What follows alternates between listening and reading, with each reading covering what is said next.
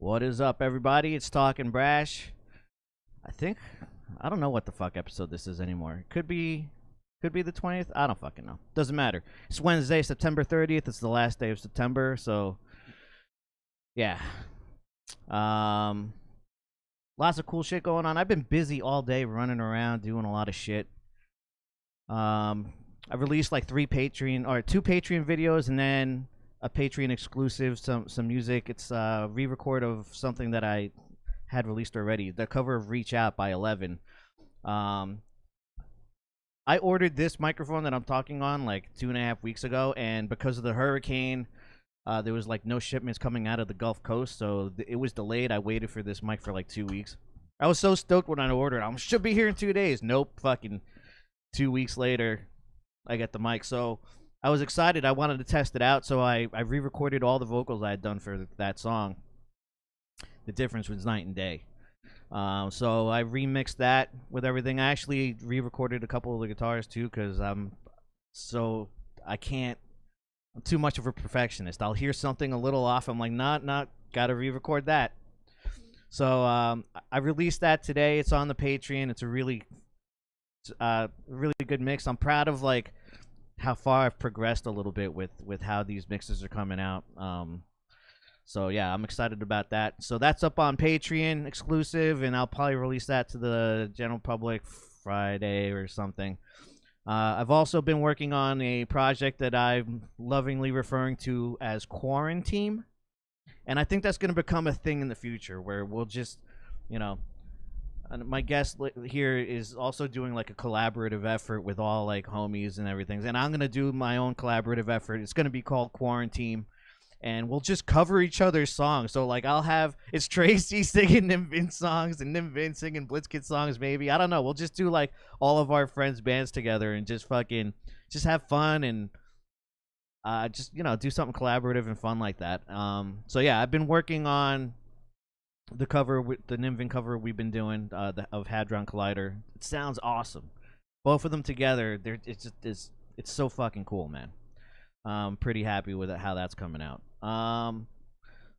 So yeah, there's a video about that. I do like a little walkthrough in Pro Tools about how I redid Reach Out and then how I am doing Hadron Collider. So go check out my Patreon. If you're not subscribed there, go to patreon.com/Loki Guitar Official.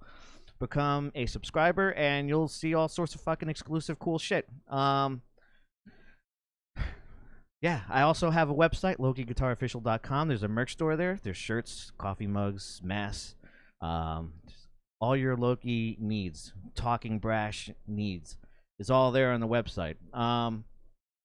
Let me get my guest on. I have run into this dude throughout the years. Many times. His look has changed now. Like, I had hair then, yeah? Yeah. But, yeah, it's been, I can't even pinpoint the first time I fucking met you, but I do know, like, remember when I was doing, like, I was, like, trying to book the Darrow tours, you were helping me out with that. Yep. And it turns out that I wasn't at that fucking show that you booked. Fucking. Yeah. But, fucking Justin, man, what's up, dude? Not a lot, man. Busy day, too, on my end. It's been a long friggin' day. So how did you get involved in all this? Like, how are you in our group of friends? How did you get involved with Tracy? What's the story behind how you got into all this? That's a pretty funny story, actually.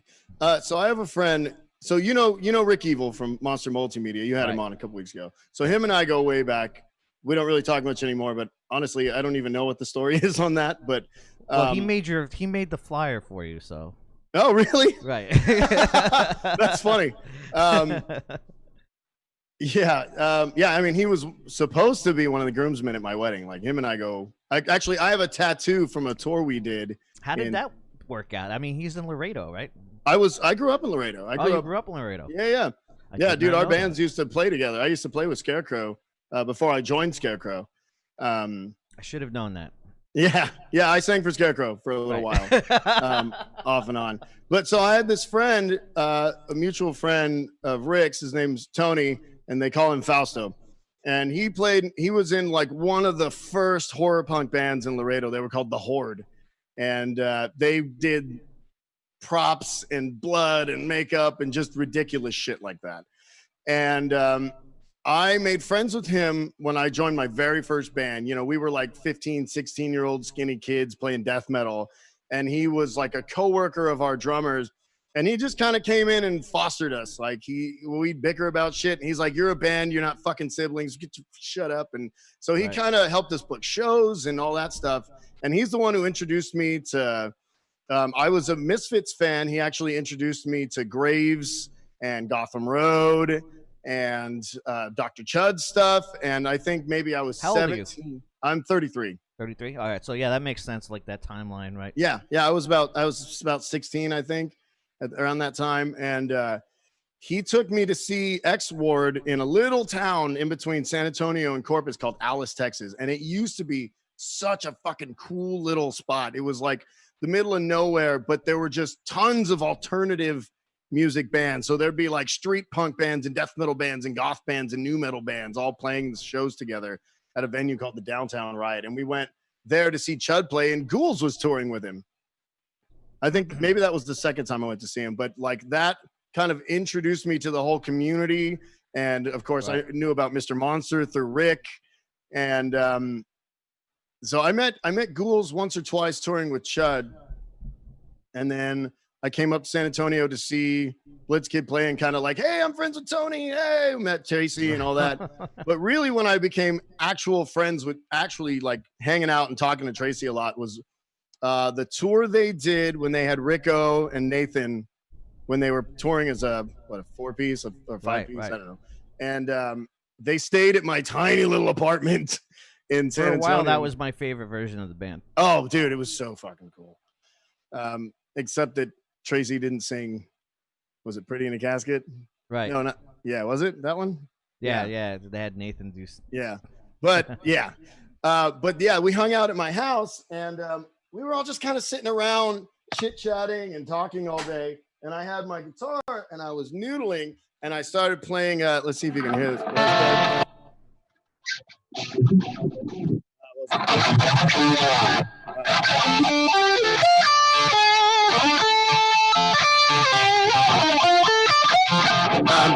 I'm nervous now. I'm messing it up. But I started playing The Preacher and I was just kind of noodling.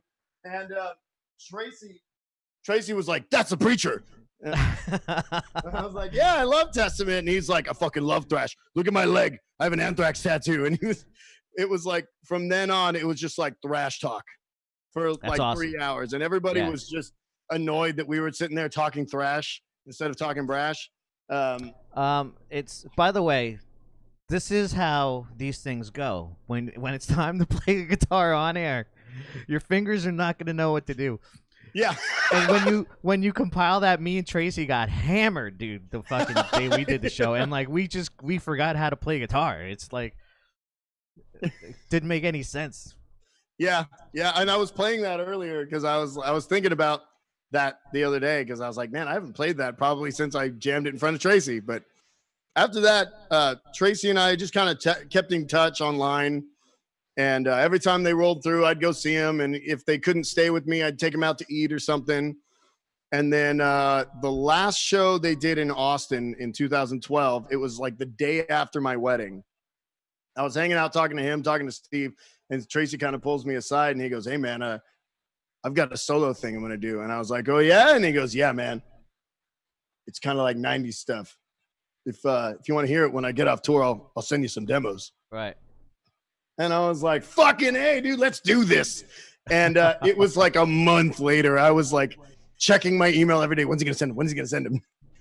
And when he finally did, you should have remained calm because Tracy's a machine where he ends up sending you things every fucking day. It's like, oh, dude, whoa. I'm aware now. I still haven't processed the thing you sent me yesterday. So you did 23 demos this week. Fantastic. Right. Yeah, but I don't think people understand. I wanted to talk to him about this, but it escaped my mind. That dude's a machine. Dude, oh my God. Before we recorded One Last Grasp at Hope, I think he literally had a Dropbox folder that had like 100 demos in it. And those were from that cycle. It wasn't like demos from forever. It was like from the last album on. It was ridiculous. I couldn't even keep up with them, man.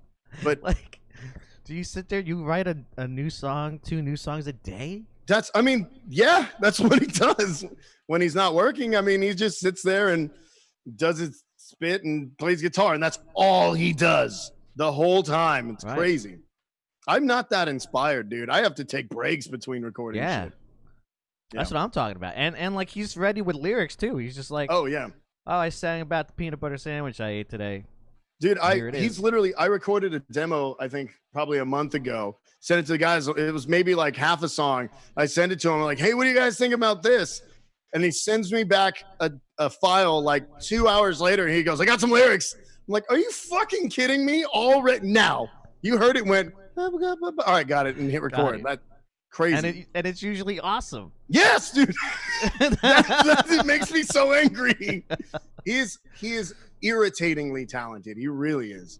But so to finish the story, I finally got the tracks, and I remember I actually thanked him because I get in these ruts where I need new music and I haven't gotten any in a while, and it frustrates me just bouncing around listening to shit I'm not really in the mood for. And he sent me all the stuff from the first Aegon EP and the stuff we're about to release, and it just blew my mind. It was exactly my kind of thing. And surprisingly, some kid who grew up 5 minutes from Mexico and some dude who grew up, 10 years older from West Virginia have a really similar taste in music, and it just clicked. And he was like, hey man, you want to be a part of this? And I was like, fuck to the yes I do. It's crazy how that works. Fucking he had been sending us, Joe and I, or maybe just me, I don't know, but he was sending us those things, and like the first moments that I've heard it, I was like, this is amazing, right? And I wanted to be a part of it. Yeah, I remember you were attached to. Like something like that was supposed to happen, but my life got crazy because my brother was in that accident, and then so I was just like, I can't. This is not. I just don't have the time, and I don't have the mind capacity to I was doing Darrow, double dipping like this is just not what I can do right now. But I fell in love with it, dude. Like that original demo is still like, oh man, I hold that a little closer to my heart, like more so than the first actual recordings of them, like, dude. Yeah, I when he showed me the remixes where the drums had been triggered and all that, I was like, no, dude, it lost its charm. Like it sounded like if you were spinning the radio dial in 1994, like it would have been Alice in Chains and then some bullshit pop and then that, and it would have fit perfectly. And when they went back and put the triggers in, I think that was mostly like Tracy being self-conscious about his drumming, which get the fuck over it. It sounds great. Right. I mean, he's not an amazing drummer, but it's funny. It never caught my attention that the drums were bad. They're not bad. So yeah. So you'll be happy to know that the remixes of that I'm doing are au natural. They're smooth. I'm doing tape saturation on everything, so it sounds like it came from 1992. Sick. Yeah. I'm with you. I miss that sound of those original demos, and I'm gonna take it back there. Yeah. Especially, did he re-record Abandoned Ship? Or was there a second recording of that? He did with Chris on drums. I wanted to strangle him. Me too. Yeah, I'm with you. Yeah, I didn't like any of the re-records, and not because they're not good, but because I'm so attached to the other ones. You fall in love with the first one. Yeah, but I do think that there's a charm, and you guys had the same conversation. I think that there's a charm that the first demo has. And the production that Clay did, that is just perfect. It is the 90s. Yeah, dude. Oh, the 90s. I struggled to get that sound. I wish everything I did sounded like that. Right. And it was just like, oh yeah, I just did something and it sounds like the 90s. I did it. I did it after lunch. Right. Fuck you, Tracy. Oh, that guy is. Like there are 5 songwriters in this band now, and Tracy still outrights the entire collective of the rest of the band. Really? 2 to 1 all fucking day long. It's crazy being in a band with that dude. That's bizarre. You don't like ask to tame him, like, yo bro, like I'm still processing oh yeah these tracks. So Can you not basically, send me this new stuff until like I've done processing this fucking thing? he yes and no. So he just understands that around our lives and all the other shit he sends, that it's really hard for us to keep track of everything. So he'll resend the same demos and be like, yo, I just wrote this, and we're gonna be like, sick. He's like, yeah, in July, dickhead, I sent it to you Right. then and you didn't listen to it. Right. So yeah, he's good at keeping track of all his demos, and he brings them back around again when they're relevant. Right. So yeah, he's pretty good about that. He is more patient now than he was about everybody else having shit to do. So Plus, when a song is like, that's a song I'm excited to work. Like, that immediately. Like, oh yeah, this song's catching my ear. We're gonna work on this one immediately. It's Yeah. not that the other songs suck, but they need a little more manipulation. You Yeah, gotta yeah. fucking massage them. Some Like, of his ideas are a little more complete when we get them. Right. Yeah. Yeah, I think that's what's kind of cool about Aegon, where we are right now, is that we're really good at taking more or less complete ideas, whether it's something that I wrote or Chris wrote or Tracy wrote, lyrics and all. Like Rise was written by Chris, lyrics and all. I wrote Overcast in Virginia, lyrics and all, and we just come together and like, well, you do this and you do this, and Ken does this, and then Jeff does some harmonies, and it's just suddenly this rich, full fucking thing. Really cool working with those guys. There was a tune that you guys showed me. It was like, I guess, I'm not sure if you wrote it for Aegon specifically, but it ended up being an Aegon song. And it was like the first one you had shown me, like, yo, we're gonna use this for Aegon. And it's an amazing fucking song. Was that like, reaching out? I probably, I've told you this a million times. But I also tell Tracy a million times, and he's like, yeah, I get it, dude. So there's a funny story behind that song. I was sitting in my studio at my old house, and I was like, I want to write. So I had my own kind of. At first, it was a horror punk thing, and it just turned into a thrash punk thing called In the Graveyard. You know about it, but a lot of people didn't. A lot of people didn't. And I was like, if I was in Blitzkid, what song would I write? And I wrote that song. I literally was like, well, I don't want to use the same chords I always do. And that was the song. And it was one of those that it was one of those ideas that from beginning to end, I wrote it in maybe an hour or two. And the solos changed along the way, but right. Yeah. And I intentionally did not tell Tracy that story until after we recorded it because I didn't want him to be like, no, it sounds too much like Blitzkid. In fact, I didn't even pitch it to him until way after I joined the band, because I'm like, it sounds like Blitzkid, and he's actively trying to distance himself from that sound. Yeah, and like you sent me your version, which is completely fucking produced, and with you singing it, and like, so I'm like, oh yeah, so he must have wrote this a long time before. And then, so what made you decide that it was the right time to introduce it to Aegon then? Well, aside from the fact that I'm not doing anything with it, right? Yeah. There have been a couple songs that I've written, and so usually, like even amongst the band, anytime any of us write a song, even like Jeff is in 712 bands too, we'll write songs and just kind of throw them at the band and be like, hey, check out this thing. It may not be exactly what we're doing right now, but see what. And if people go, oh fuck, I like that, then we keep it. And that song was like a very near and dear to my heart kind of song for a long time, and so I was really protective of it. But then I think I sent it to Tracy, just like, hey, check this out. And he's like, I fucking love that song. I love it. And I think at some point, I don't remember if it was him saying, dude, we should record this with Aegon, or if I suggested it, but it was pitched to the guys and they said, fuck yeah, we all love that song. And it just became an Aegon song. And it has a very different feel with Tracy singing and with Chris playing drums, because the drummer I had was a very metal drummer named Jordan. He's an awesome drummer. I could see that from those original demos, the fucking little brace with the double kicks. Yeah. And Chris just has a more Aegon vibe. And so just throw Chris on anything and it will just fucking groove to all hell. So having Chris on it really changed the vibe of it, that in a way that I really liked. I remember listening to it in the room after we recorded it and just being like, I cannot believe I wrote this fucking song and Tracy because dude, Tracy is still one of my heroes. Like we want to kill each other all the time, but he is still one of my favorite singers and songwriters. Yeah. So having him sing on my shit it's still to this day when I write a song and he sends me a version with him singing, it blows my fucking mind. Still. I was definitely annoying him when I was telling him it was the best Aegon song, though. I think it's still like at the top of the of the popular songs. I think, and a lot of people on the were like, "Oh my, what are your favorite songs off the new album?"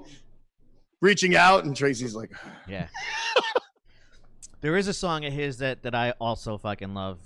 I think it was on the same record. The last song on that record. Oh my god, Move Along. Yeah. Oh, that's yeah. Oh my god, that's love a fucking winner that too, song. Man. Oh, you guys put out hits, dude. Yeah, right. If this album had come out 15 years ago, we'd be rolling in the millions. Good songs are good songs, man. Like I don't understand that. You know, I get it, but I don't get it. Also, like a good song is a great song. Yeah. And like, dude, I just feel like more people need to hear it. If more people just heard it, you got to get on like those Spotify playlists where it randomly jumps on because they're great tunes, man. Yeah. Oh, I agree. I love the material in the Gathering of None. So, and you know what? I still think that we're growing in the way that we work together and getting more cohesive and getting better. So it's frustrating when we put something out and I sit and listen to it and be like, "Fuck, this is great. Fuck, these songs are good. Why does nobody love us?" Right. And you know what? I can at least separate myself from a lot of the material because I'm only 1/5 of the writing apparatus in that band. So I didn't write a lot of songs. I produced them all, but So it's not like you're just on your own dick. Yeah, exactly.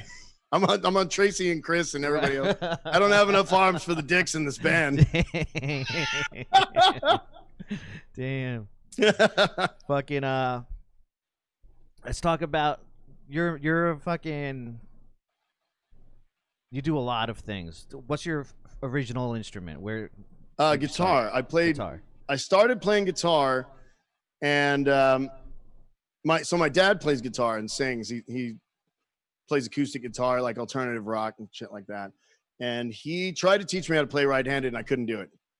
I just was like, really? Yeah, I could not fucking get any of it. And so when I was probably 12 or 13 and I just kind of, whatever, I'm not going to learn how to play guitar. And I had a friend in Laredo who was a lefty and I was like, why is that weird? And he goes, "Oh, I'm left-handed here." And he handed it to me and I started touching it and fucking feeling around. And I'm like, wait, this makes sense. But I think at some point I got discouraged and started playing bass because I'm like, fuck it. Guitar's hard. I'm going to be a bass player instead. So yeah, mostly guitar and bass. And what did you like? You're a thrash metal guy, obviously. You said that before. Like, what were you playing? Like, what did you try to play when you started fucking picking up the guitar? Well, I went through so I of course when I started, I've had my hands in different pies for a long time, but I think it was like punk stuff and like death and black metal. Right. So it was like Descending Angel and like Cradle of Filth. It's normal. It's normal. I'm gonna turn on light in here. It's getting a little dark. Yeah. Because when I was coming up, I was playing like Rancid, but also Sepultura. You know, like. Yeah. Good choices too. Fucking, you wanted to go into. I started playing guitar late, so 15 years old. But like as soon as I picked it up, dude, I was flying. But I couldn't wait to go into school. Like, I would bring my guitar and we would have like days where we would play and like I'd be playing all the Slayer songs. Nice. All, like just all the Testament.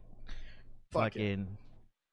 Yeah, I was all about just playing the most brutal shit. And like for a while, it was just like, what is the most brutal shit? It was just like a quest to find the most brutal shit ever. Oh yeah, dude. So when I first started playing, I joined it was like black death metal, and my band kind of filled a gap in the scene in Laredo that nobody else filled. Laredo, if you didn't know this, Mexico loves metal. Right now, it's more like power metal, But Right. back in the day, there was tons of just sick fucking Mexican death metal. And there were a lot of bands from Laredo and from Mexico that used to play there. And so when we started playing, all of that first generation of death metal bands had kind of died out and wasn't doing much. And so we had this little scene that sprung up underneath us. Mm-hmm. And we started playing, and then we started meeting up with these older cats who were playing death metal, who had been playing death metal since 87. And when I quit my first band, I joined the band that we used to open for. That's awesome. So I was playing like legit fucking old school death metal until I was probably 20, 21. Yeah, that shit's fun. And I see the fucking V over there too, you know. Oh yeah, man. It's a righty. If you can't see it, dude, left-handed guitars are expensive. So most of the time I just buy right-handed guitars and take the knobs off them. So I just took the knobs off, unscrewed them, and shoved them inside the body. So when I plug it in, it's on, and that's it. It's it. That's it. It's the thrash monster, man. So there's no finesse for you, like there's no. like. Yeah, no, in no band. In my older age, I've like, you know, growing up as a kid, you'd watch these awesome guitar players, and they'd always touch the volume knob, the tone knobs, this, that, and the other thing. Yeah. And I'm like, what the fuck are they doing? You don't need to touch those things. And then as I've gotten older and played bigger shows, and like I have found the need to do all of those things too, and I'm constantly just playing with those tone knobs and the volume knob. Dude, especially when I was in Doomsday, when I was doing death really metal, if the room was too bright and I didn't have like a chance to, like, I'm not gonna mid-song go fuck with the resonance and presence on the fucking amp, so I would take the tone knob and just fucking dip it in. If it was gonna be like highly syncopated parts where it was just emptiness in the middle, I would take the tone knob, dip it down just enough where it wouldn't feedback at all, and just do the nice. You know what I mean? And then when I wanted to open up, I would open everything back up. Dude, so I run sound for I wouldn't call them a country band. Let's call them like a classic rock band. They play like the Eagles and shit like that. And those dudes constantly fucking fiddle with their knobs. And it used to drive me nuts because I'm used to like set the levels for the guitars and like, oh, you got a solo, I'll boost you for the solo. But they were just constantly, the guitars were dropping out and getting weird. And I'm sweeping around with EQs trying to get it going. I'm like, what the fuck are you doing? Right. And they're like, well, it's too bright for that song. I'm like, what?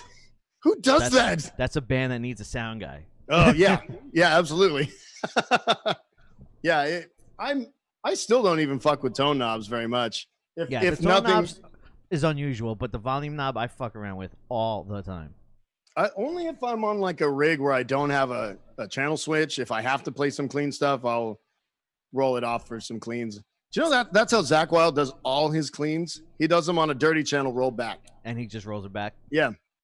Which could you imagine doing doing a take, and then because we all do it habitually, rolling your knobs after you stop playing, and then be like, oh fuck, and you got to roll it back and find the sweet spot where you had that nice clean tone. Yeah. Oh my god, it would drive me nuts.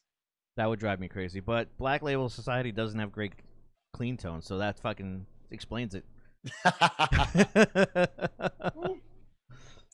I don't hate him. I bet you he didn't do that shit in Ozzy. He fucking, those clean tones were pristine. Oh yeah, dude. And you know what? I've got a Marshall right now. They don't have great clean tones. No, at all. Yeah. You know, part of the big deal for me with the Axe effects was the articulation and sensitivity of the volume knob on the guitar. Like when you play a real tube amplifier, you get all that articulation. Yeah. And a lot of these, you know, the processors, when you lower the thing, you'll at some point it just stops making sound, or it'll. Oh, it gets super thin and shitty. Yeah, super thin and shitty. This thing has all the articulation of a real amp. I couldn't fucking believe it because I go down and just like something that's super gainy, like an EVH, let's say, where you're pumping it and the gain's ultra saturated, and you go down and you could just play like little crunchy blues licks with just the right amount of breaking up. It has all of it, and I fucking it's awesome. You know what? I think I've maybe played through Jeff's Axe Effects 2 once or twice. But I've still never played one, man. I played through a lot of Line 6 shit. I own Line 6 shit, and it doesn't sound great for amp modeling at all. Yeah. I use it for effects and because it's cheap.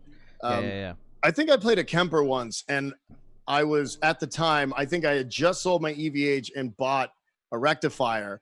And the one that was there, I was like, click, click, click. Oh, an EVH. Cut. What the fuck? It sounds like an EVH. Click. Oh, a rectifier. Cut. It sounds like my rectifier. What the fuck? So, I mean, there is real deal shit out there now. I was not a believer. And you know what? To some extent, I'm a believer you can get amazing fucking tones out of them.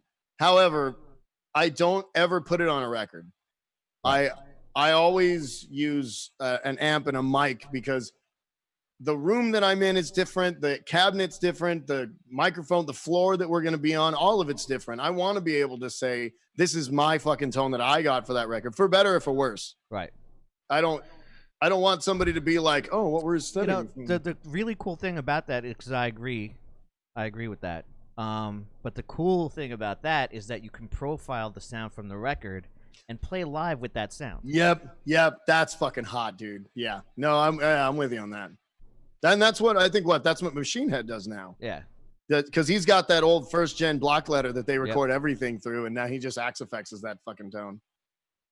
And then like if your tones do change over time, you know, you can fucking just dial that fucking thing up. This is how this record sounded. Boom. It just sounds authentic. It's a good experience for the people watching you. It's like you're getting authentic tone. Badass. Yeah, that's fucking cool. So, all right. You go through you also sing. So what made you be brave enough to sing in front of people? So, in the very first I have a big problem with this. Actually, dude, no. So I always sing backups in all my bands, but back then it was all screaming and growling shit. Right. And believe it or not, it's funny because I say guitar was my first instrument, but the very first show I ever played, or the first time I played in front of people, I sang. Oh, really? We, like all of us but our singer in our first band, just showed up at this metal club, and some people we knew were playing, and they were like, hey, come up and play a song. Before we ever played our first show, they were like, yeah, we're playing with you guys next week. Let's hear you guys play something. And so I jumped up and sang one of our songs for our very first show. So yeah, it's funny. Guitar was my first instrument, but vocals were the first thing I ever did live.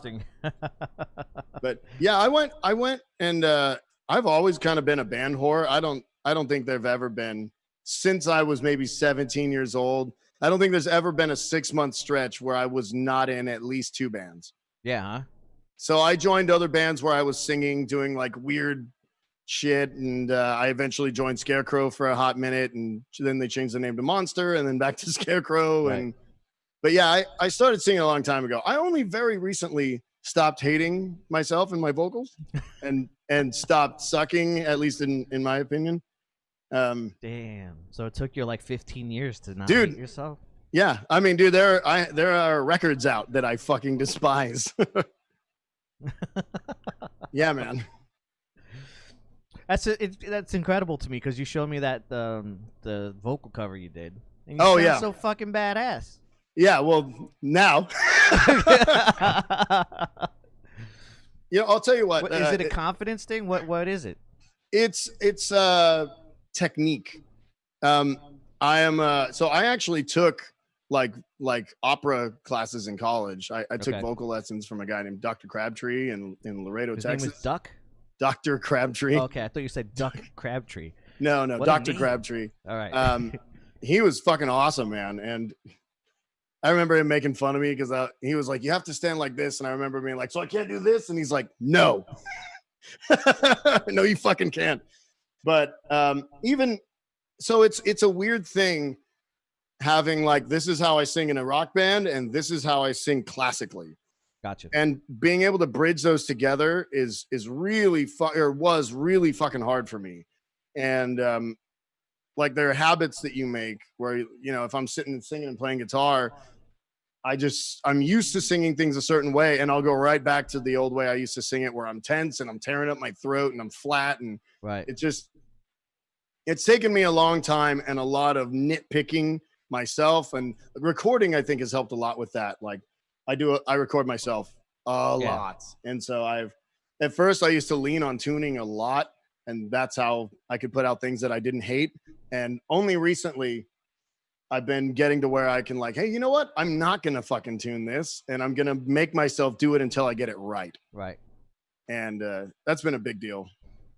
Yeah, recording myself has definitely helped me along. But it's, that this is also in the comfort of my own home, and I kind of forget that people live outside, right? So when I'm singing, all of the music's turned off, and I just it's only going through my headphones, and I sometimes I forget that sometimes I'm just yelling things and with no context whatsoever. Yeah. Dude, my neighbors must be like, what the fuck is going on over there? Yeah, I can't imagine. Like, because I'll walk by my window and hear. Yeah. Sometimes I do stupid. I obsess over the stupidest shit when I'm recording, like a hua or you'll record that same thing. So I do this too. So you're like, while you're doing it, you're like, there's gonna be somebody out there who's walking their dog, and they just hear hua, no, hua, no, fuck, hua, god damn, hang on, fuck, and they're listening to this. So you're cognizant of that? Oh yeah. I'm like, what the fuck? And like, I remember I have the one song where I just put like this mean scream in the middle. I'm just like, yeah, like, and like all they're hearing is just that scream, no music with it.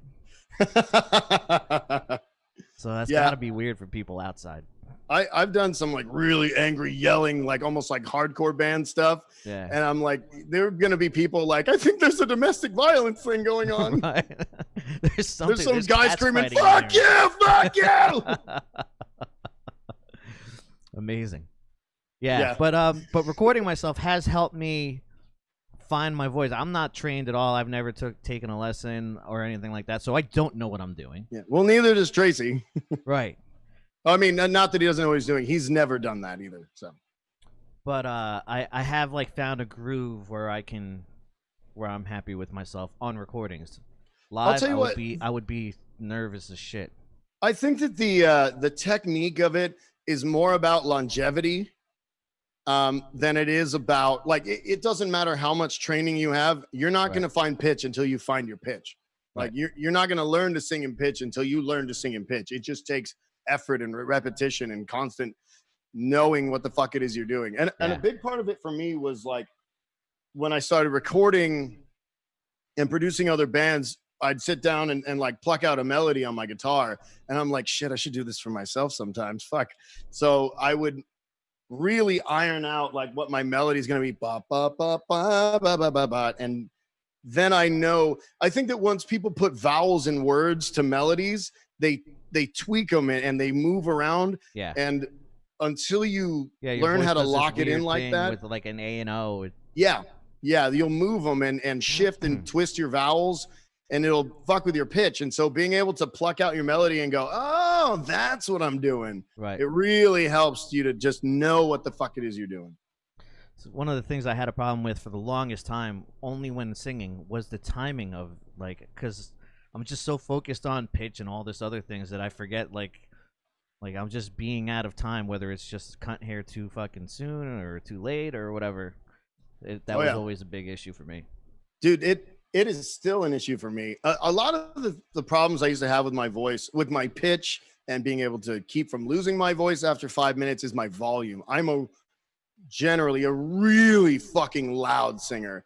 And so I would sing so fucking loud, I can't hear the reference in the music for my pitch or my rhythm. I have the same problem. I can just project. Yeah. In fact, I would always tell sound guys that live too, like, dude, like, I project, and I would just belt it just so they can fucking get a grasp of that. I don't, just be easy out there. So that was always like a thing when I first started singing. The people I was in bands with, they were like, don't scream that shit lame, because there are a lot of like metalcore bands you can see they're on stage, they're going and they're just whispering with their hands. Right. And so I was like, okay, I need to fucking scream. And I'm like, I'm big into the Dillinger Escape Plan. And that dude, there's videos of him just like, flexing and screaming at the mic. And so I'm like, that's what I need to do. And it destroyed my voice for years and years and years. And only very recently, like in the last 2 or 3 months, working on the celebrity sex scandal stuff that we did for this album, singing it live, it's so fucking high. I'm like having to learn how to back off and sing it in a comfortable place. And that's a whole new technique too, because you have to sing it softly but still powerfully and in pitch. It's a lot more my mind is a lot more mechanical when it comes to singing than I think a lot of people are. They're just like Tracy's just like, oh, I got a great voice. Oh, I'm great. Right. He doesn't think about the mechanics of it. He's not like, I can't be too loud here. I'm going to tear up my voice. I got to sing this other thing in 5 minutes. Yeah. He's just talented. Fucking prick. He's annoyingly good. He fucking... Like when he did at the Trioxin tribute, he did fucking Rocket Queen. What the fuck, bro? Dude, did you hear his fucking Temple of the Dog cover? I did not. Dude, he did. Oh my God, he did that fucking hunger strike, dude. Going hungry, yeah, dude. I was Tracy, like, bro, you gotta send me hunger strike, dude. I was so mad when he sent it. I showed it to my wife, and she's like, "Yeah, I love this song." I'm like, "That's fucking Tracy. That's not even Chris Cornell." That's amazing. I have not heard that, dude. Tracy and I butt heads a lot in the Gathering of None, and when he does, like, I'll be fucking pissed at him and he'll send me something awesome. I'm like, oh, fuck you for being so goddamn talented. Yeah. Can you stop? Can you just stop sometimes? He told me that, that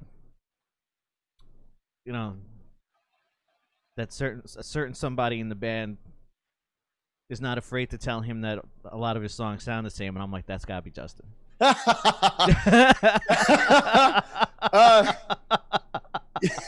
You know what? I'm not the only one. Right? I blamed it on you right away. I'm pretty blunt. Yeah. I mean, Tracy, the thing about Tracy is he'll bitch and fight about, like, for a long time that he really didn't want to do Blitzkid and he didn't want to sound like Blitzkid, but then every song he would write, I'm like, that's a Blitzkid song, bro. Like, stop putting these on our records, because in however many years when you guys kiss and make up, that's going to be on a Blitzkid record. It should have been on a Blitzkid record. Dude. Right. Dude, maybe someday off our new EP, I was like, please don't put this on our album. I love this song. Please don't put it on our album. It's a Blitzkid song. He's like, no, it's not. I wrote it for Aegon. I'm like, but it's so good. I mean, I'll take it. I'm not in Blitzkid. I wish I was. I'll fucking take it all day long. But I don't know. I'm talking shit. He's probably going to be mad at me for saying that. No, listen. He'll be mad at both of us. I brought it up. No, it's all right. He gets his turn to come on here and fucking talk shit about you if he wants. It's all good. Yeah. This is all fair. Somebody pointed out to him after the first full-length song came out. What is it? Right There With You.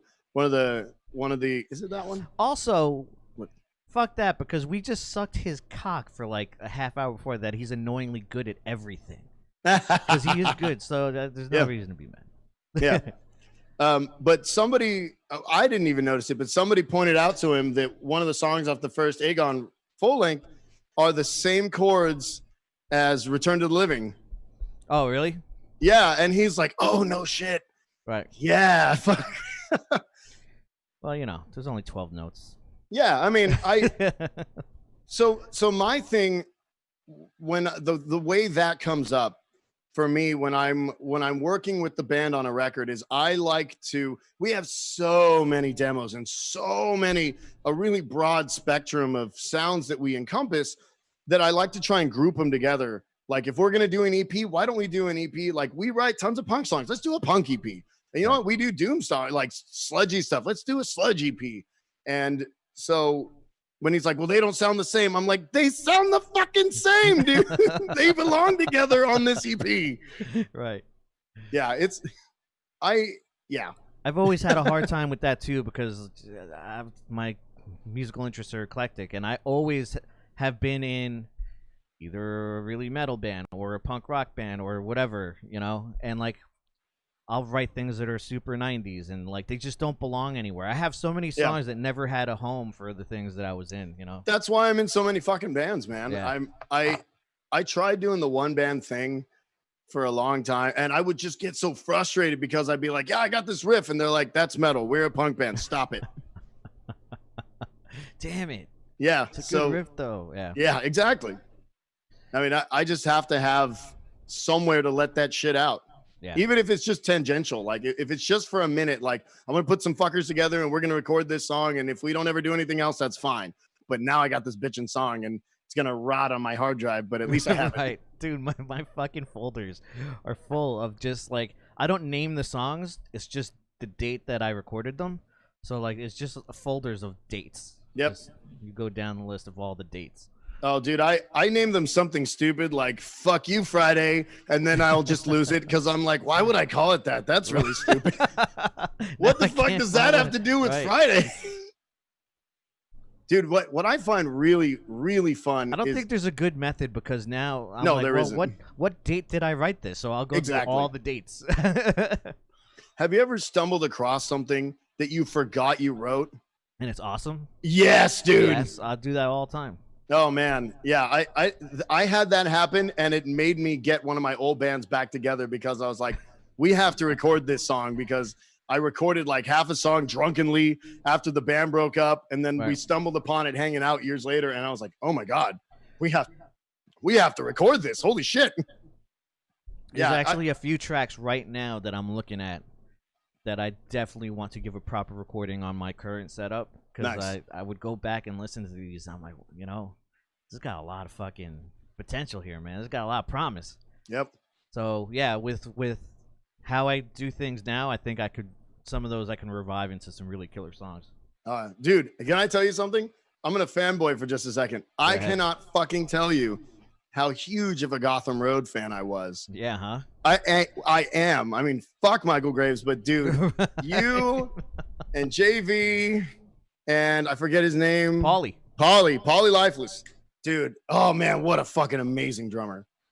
Oh, dude, but you guys were such a cool band, man. Like, dude, if you ever write shit like that, need someone to sing, holla at your boy, dude. All right.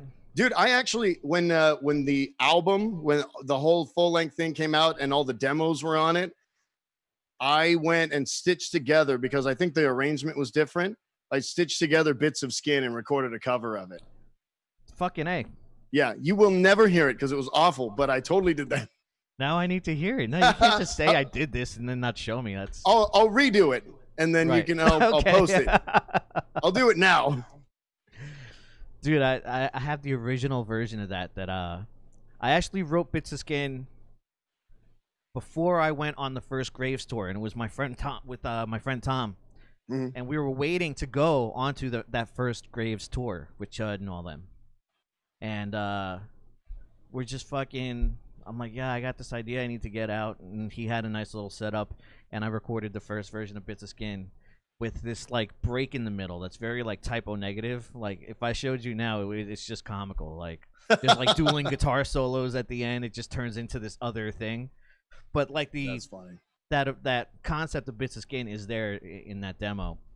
That's before awesome. It evolves into, you know, guitar wanking.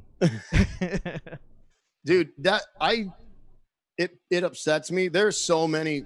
I mean, when you think about just our friends that have these, that are just fucking painfully talented, and just like, yeah, I'm a plumber, and I record these songs that would be platinum if I was, you know, blonde, blue-eyed, and it was muscle bound. You know, I'd be selling 1 million records, but no, I'm just a plumber. Like, it fucking upsets me to hear these super unique bands that are super talented. And dude, I don't think that I can point to another band, Michael Graves or not, that sounds like Gotham Road. The music in it was just so fucking cool, man. It was really neat. I mean, honestly, I think Darrow's the closest thing, and that is you. I just felt like that was like that had a very certain timestamp on it. Like, you think that so? Style of music, I don't know. To me, it does. Maybe it's just because I wrote it. It reminds me of fucking that time. Dude, I can't name another band that I think sounds like that, because it's metal in a not 2000s way. It's not metal in a modern way, the way everybody writes metal now. That Seasons of the Witch I wrote in a fucking back of a pickup truck. I was listening to The Haunted. No, oh my god, I love that band. And but I was actually getting annoyed because, like, so I was in the car with my electric guitar. The Haunted is being blasted in the fucking car, and I can barely hear anything. And I'm right in the opening riff. But I just got my ear to the wood, just like, I'm like, yo, I think I got this awesome riff. Can you shut the Haunted off for a second? And that, like, it was on the way to a show, actually. So we set up the equipment, and I'm like, yo, I got to sound check this shit. I want to hear what I was writing in the car, and I wanted, because I couldn't tell how that riff would translate through an amp with distortion. And I'm like, this is the best riff ever. Yeah, it's a cool riff, dude. I'm with you. And I could hear how the Haunted translated onto that. Yeah. It totally has that Swedish movements, you know? But, dude, nobody was doing that sort of thing with clean vocals, melodic and catchy. Yeah. Like, I still don't think anybody really does it that way or has done it that way. Yeah, it was a good time. It's sad it never got its fair shake. I agree. Dude, so true story. I think I was maybe 14. I remember like scrounging up pennies that my mom gave me, and I was going to buy the Gotham Road DVD off the Gotham Road website, and I went to buy it, and little did I know, it was like right after you guys quit playing, and you were out of DVDs. So I went to buy it, and I was like, this item is no longer available. I'm like, fuck the world, god damn it. Everything we ever put out, I fucking burned them all myself. Really? Like, I personally burned every single CD, Damn. every single DVD, and I found like those DVDs were like, they had that like thin, material on it that you could print directly onto them. Yep. And I had the DVD printer where you just insert the DVD and it prints it right on there. Yep. And so I've like hand printed those, and I burned every single one. Dude, did you do the heat shrinking too? Yeah. Dude, I've done that. DIY as fuck. DIY as fuck. And yeah, and like going to Staples and getting like copies of like all the album covers and then cutting them with the Yep. Can you please cut this, lady, so I don't have to hand cut these? Dude, you know what? Hang on, check this out. As a matter of fact, I have like a pile of old shit from bands I've been in, but so I was in a band called Bloodfuckers. That's one of them. Where's the other one? So in the Graveyard shit. But I have Shaping the Legacy. This band blew the fuck up after I quit. Really? They played Knotfest, dude. Damn. Yeah, they won a look at this sexy bastard with my hair. Where am I? That guy right there. Yeah, there you go. My Misfits shirt.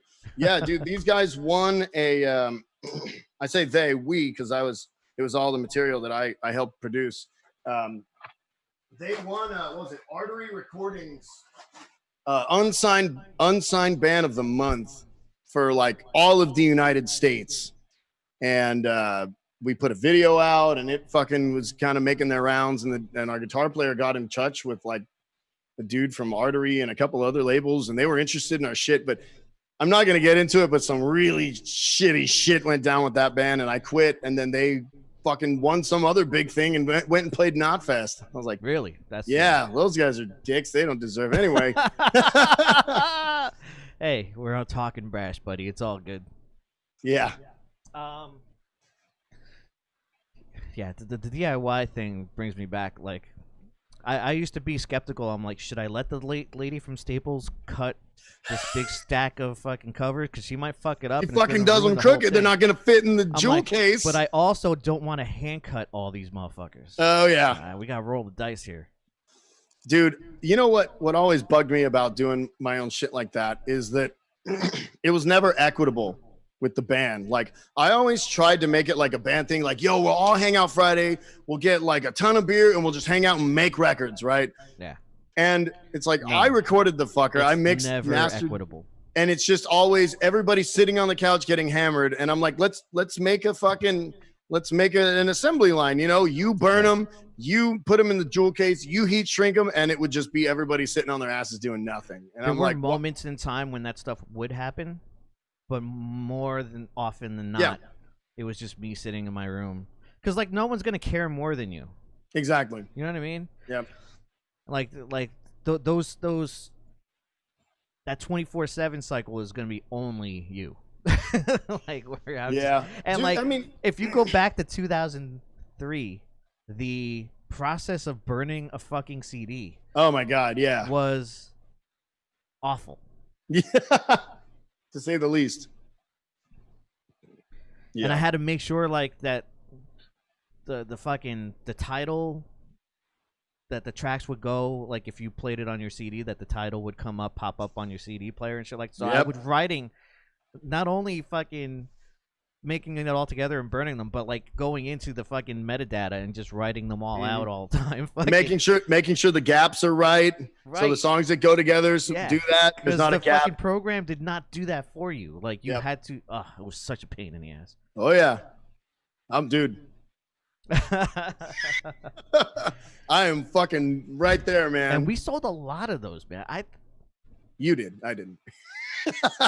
Like I'm thinking back, like that poor computer. Like I burned like over 2,000 CDs, one by one, because it wasn't like you can do multiple. No, it was one by one, but like over 2,000 in like a 2-year span. Damn. Did you ever look into those CD replicators that came out later on? But I was poor and I didn't have money, so. Dude, those things are still. You know what it is? It's because the churches keep the market really saturated. So, or the opposite of that. They keep the market really thin. Right. So, like, as soon as one comes up, even needing tons of repairs, a church will be like, boom, yeah, we're going to make Sunday school on this thing. Fuck yeah. And so, dude, they are really expensive. There was a little while I wanted to do like $800 for a shitty old one. Yeah. There was a while I wanted to invest in one because I wanted to really, really do that more. But I mean, of course, I never sold enough to fucking matter. That Gotham Road money wasn't gonna let me afford a fucking dude. Yeah, replicator. I'm gonna. You already said it. I'm gonna say it again. You guys never got your fair shake. Like no, and it was dual fold. It was the guy singing for us just wasn't ready to be in that position yet. Like he was not. His heart was not in it. That sucks.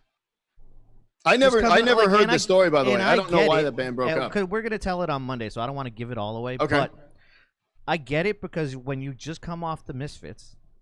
Oh, you don't want to go into. Fucking... And now you're playing these shows like they weren't well attended. I mean, some of them were, but most of them were not. So when you're coming from that and you're doing this, you're like, what the fuck am I doing with my life? And that's where he was at in his life. Like, what the fuck am I doing with my life? I'm dealing with these kids. Like, because I was just a fucking kid. And his heart was so not in it that, like, he let this kid. I was, like, the leader of the fucking band. I was the tour manager. I was the, I would, like, spearheaded Gotham. That's my band. You know what I mean? Wow. And I clearly wasn't ready for any of that, especially for that. That's why I get upset when people are like, oh, yeah, you coat riding on his fucking success. Yo. There was no coat riding. Yeah, no shit. There was no coat riding. I fucking carried that dude, if anything. Wow. In that beginning times, dude, they were rough. And, like, he was upset. And understandably so, that you come from this and now you're doing that. It's just like, what am I doing? Dude, it's funny. I feel like that band, like, there are so many people, and JV's the one who told me this. He's like, I'm a metalhead, but I love the Misfits. Right. And that is me. I love punk. I love the Misfits, but I'm really a metalhead at heart. So all the people who grew up on the 95 Misfits with Michael Graves, like it almost sounds like a Pantera record. It's super scooped guitars. So everybody wanted to hear him do fucking metal. And then he did. And I was like, it's the opposite of Tracy going from Blitz Kid to A Gathering of None. People are like, sick. This is exactly what I did not want you to do right now. This is great. It's not what I want you to do. But I feel like you guys should have been like, everybody that loved the 95 Misfits should have been all up on that dick. It was like a weird thing where it wasn't that well received. Like, I don't get it. I saw like articles when we were like just starting to do like our first tour that it was too much of a departure for him, and that's why people didn't like it. It was a weird thing. I don't know. I thought it was awesome, even though I was in it. But Yeah. No, I'm with you. I was not in they- it, and I thought it was awesome. The big knock against it that was too much of a departure of what he was known for, and that's fuck why. outta here. Yeah. People like Mike Patton. Come on. Yeah, and like he does everything. Yeah, man. Speaking of which, you're in a band, Celebrity Sex Scandal, I am. with the dude from Dog Fashion Disco. With 3 dudes from Dog Fashion With Disco. 3 dudes from Dog Fashion Disco. We are 3/5 of the classic Dog Fashion Disco You lineup. told me how this happened. Can you explain a little bit how this fucking happened? Because it's awesome. Craigslist. I So joined you this found band. this job on Craigslist. I got the job in Celebrity Sex Scandal on Craigslist. Okay. So I was in. How did they advertise? It's just like, yo, we need a singer that sounds like X. Yeah. It was it was an article, or it was an ad that said Mike Patton-esque vocals, and I'm like, bitch. Totally not. It was arrogant and completely Right. not. I was not there. That's how you get into a band, actually, because Yeah. I did the same thing when somebody was looking for a guitar. I'm like, you ain't gonna find anyone better than me. But what year is this? Oh man, 2011. Okay. I saw that ad. I was in a couple other bands, and they were all pissing me off. So that's what I do. It's like when my amp's pissing off, I go shopping for other amps. Even if I can't afford to buy one, like if I find a great deal, I'm gonna figure out how to make it happen. Right. So I was pissed off at my other bands, and I found a great deal. So I tried my best to make it happen. By the way, that's why I don't look online and shop around. Because you end up I with will piles of obsess shit. and get fixated that I need Yep. something. Yep. So Oh, if I'm I with you. don't know that it exists, I don't need it. Yep. So, so Mike Patton-esque vocals. So I see this ad, and I'm like, yo, I'm gonna be a smartass about this. I'm gonna like flex my Mike Patton knowledge on this dude, and be like, what kind of Mike Patton vocals? You talking Tomahawk? You talking Phantom Moss? You talking Mr. Bongo, Faith No More? What do you got, son? And he's like, he responded like 2 hours later. And he's like, something probably like my old band. And he sends a YouTube link to a Dog Fashion Disco song. And I'm like, fuck, what? Really? That was a quick flex back. Yeah. I was like, wah, wah, wah.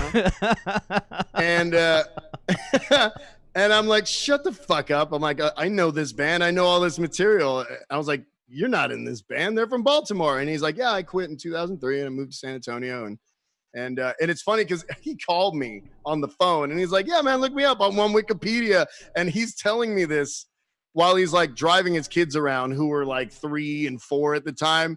And so he's like, yeah, I'm on fucking Daddy's Talking. You got a legitimate Google me, bitch. Yeah. But he's like yelling at his kids, hey, Daddy's talking. Daddy's talking. So anyway, Put Google. your fucking seatbelt on. Yeah. All right. So yeah, and that was it. And he goes, yeah, we recorded these 2 songs. I think I'm going to record some more. It's probably just going to be a recording project. So he sent me these 2 songs. And when I heard them, my head exploded. I was like, it is straight up Dog Fashion fucking disco, Right. but without that dude singing on it. And was someone singing on it? What's that? Was someone singing on it? Yes. So it was our bass player, Dan. And then the guy who recorded them, a dude named Jake, who was in, what the fuck was the name? Designs. It was DSNS or DSGNS Designs from Austin. They were like a tech core, like Dillinger kind of thing. So he did all the screams, and then Dan did all the singing, and Greg wrote all the lyrics, and he's like, check these songs out. And I was like, sold. Send me the fucking songs without vocals. So he did, and I did demos of them. And he's like, sick. When do you want to start? It was that quick. I think really what sold him was the idea that, so at the time they were recording in Austin, and it's like an hour and a half commute up there and back, or up there. And that Greg's an old man, and he's grumpy, and he doesn't like driving or leaving his house or putting shoes on. So I was like, well, I could record the shit. I record. And he's like, sick, perfect. Well, now we need a drummer. And I happen to know a dude who was a huge fan of all that stuff too. And that's how our original drummer, John, joined the band. And it was just like that. We were off, man. It got together quick. Yeah, it was like that. And they just started jamming and rehearsing and writing more songs. What's up? I think I got kids. Yeah. Is it bedtime, buddy? Come here. Give me a hug quick. What's up, Sorry. guys? Hang on. You want to say hi, buddy? Hi. Wait. Hi. Welcome to Check Talkin it out. Brash. Who's got your haircut, bro? Yeah. And I'm 5. I need a haircut. You're 5? I'm 41. he's older than me and mom.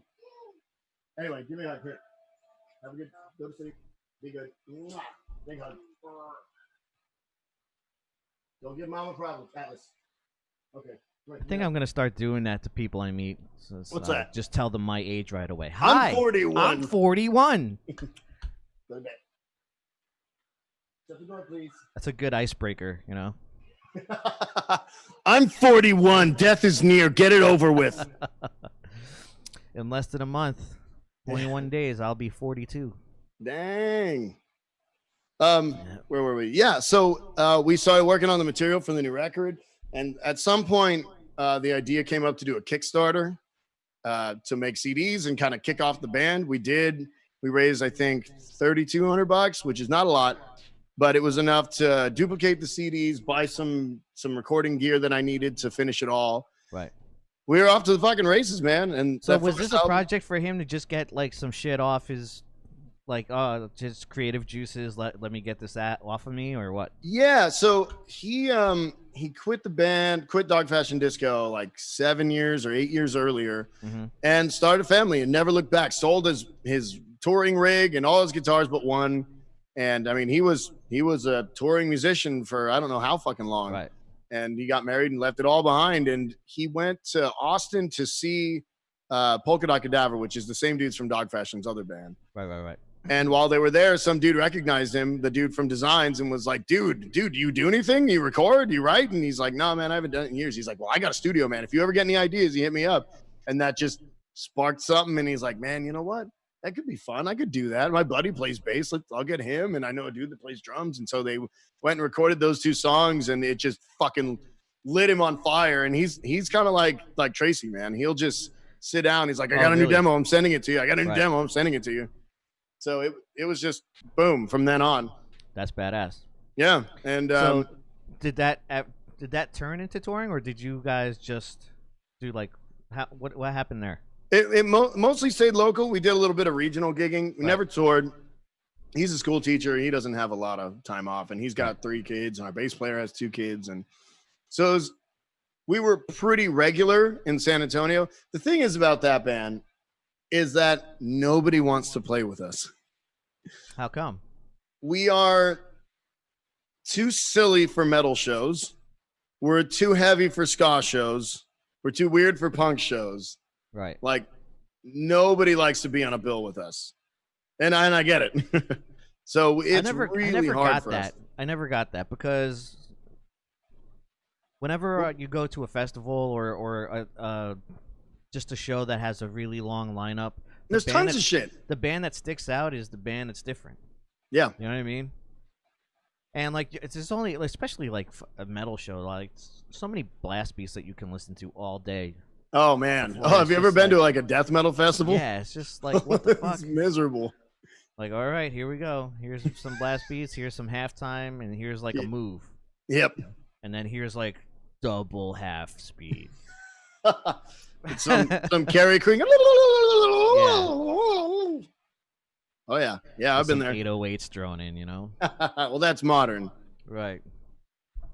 Yeah. So we always had a hard time doing any real gigging or touring, and honestly we fucking sucked back then too, so nobody wanted to play with us because we sucked. Yeah, huh? Yeah, I mean when we played with Darrow, it was weird. I missed I wasn't there, right? Yeah, that was 2 days after your brother's accident. So the first show you missed was the one in Austin that was a catastrophe, and then the one in San Antonio that was more or less a disaster. And so you were there the day after they got the van. Yes, the one in Austin. And it's funny because my bass player from In the Graveyard is the one who it's funny because this whole thing is just just so many errors just piled on top of each other, just misunderstandings and miscommunications. So Steve, my bass player, was supposed to help JV or somebody, I don't know if it was you or JV, book that show. And he's like, hey, I'm going to put you in contact with this guy. And I think that JV got that crossed and was like, okay, Steve booked the show through that guy. And so he was calling Steve, and Steve was having to call the other guy. And he's like, I did not book this show. I am not a promoter. He's the call him. And so that was the problem with that one. But yeah, well, I think to be fair, Steve took the reins, never gave me the contact for the other guy. And yeah, that's how that works. Okay. I was not privy to it. I heard it from JV. It's so long ago that yeah. And it didn't help that I was not there. It was the first day I wasn't there. Yeah. So I'm I was in no mind to be understanding to Joe's problems. He's like, dude, I don't know. I'm like, dude, go fucking handle it. You got shit going on. Be a big boy, handle it. I got fucking I'm going home, fucking handle it. And so I wasn't very helpful in that fucking aspect of it either. You know what I mean? Yeah, there was tensions were high like the whole time. Right. During that whole thing. But I mean it was fun. Dude, did you hear the story about me and JV hanging out after that show? No. So everyone was staying at our apartment, our tiny little apartment. It was like a 600 square foot, 1-bedroom apartment, and the entirety of Darrow was in our little apartment sleeping on the floor. And after the show was over, JV and I get talking, and I've got my acoustic and he's got his acoustic. That's where that whole thing started. And we start playing songs, and he's like, do you know this Grave song? And I'm like, fuck yeah, I do. And we play it and sing it together. You know this Blitzkid song? Fuck yeah. So like 3 hours later, the guys are like, can you fucking shut up? The sun's coming out. I want to go to bed now. Yeah. But because I remember the next time that I did come through, we actually did that in the parking lot. In was it San Marcos or yeah? And I remember you being like, JV, help load the truck, and he's like, yeah, I'll be right there. And you're like, no, put the guitar down, help load the truck. That sounds a lot like me. That sounds like something I would say. And then he put it down, and you walked over and started playing it in the Gathering of None song. And he's like, you motherfucker. Right, because that was like brand new. Right? Yeah. And I knew you obviously I knew you knew it. So yeah, I was like, yeah, let's do Just Be Still or something. Yeah, good jam, man. But so going back, yeah, so Celebrity, we kind of chugged along pretty regularly. We put out 2 records. And then we kind of stopped playing for a while. Our drummer joined the Toasters. Actually, like half our band joined the Toasters and left on tour and was gone forever. Right. And then we actually tried out a ton of other drummers, and it never worked. And eventually, Greg got back in contact with his old bandmates and hit up the drummer from Dog Fashion Disco, John Esminger, and was like, dude, would you play on our record? And he's like, fuck yeah. And so during his family vacation, they swung by Esminger's house in Baltimore or Florida. I don't know where the fuck he lives. And then they jammed through the record like, here's how it goes. Okay, cool. And then we flew him out, and he recorded it in like 3 days and flew back. Pretty wild story. That's crazy. Yeah. Yeah. And Jeff, the keyboard player, he lives in northern Massachusetts on a fucking farm. So, yeah, we flew him out. So what, everyone, do you do all of the production for that?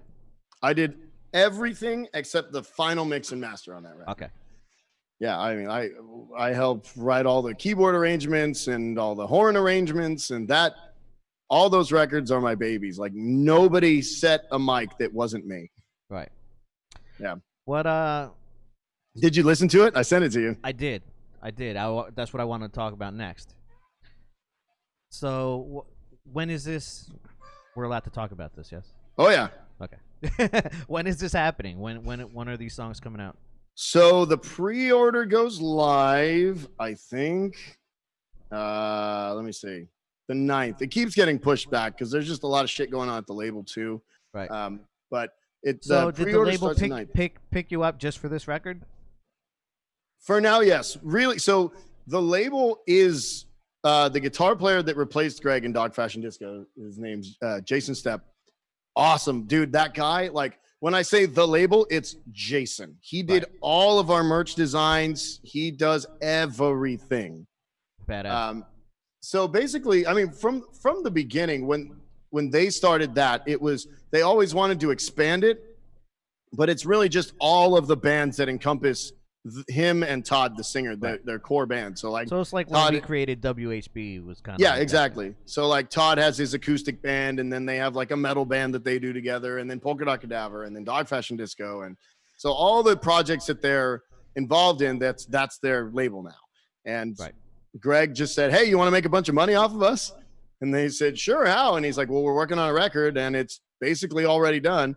All you got to do is put it out."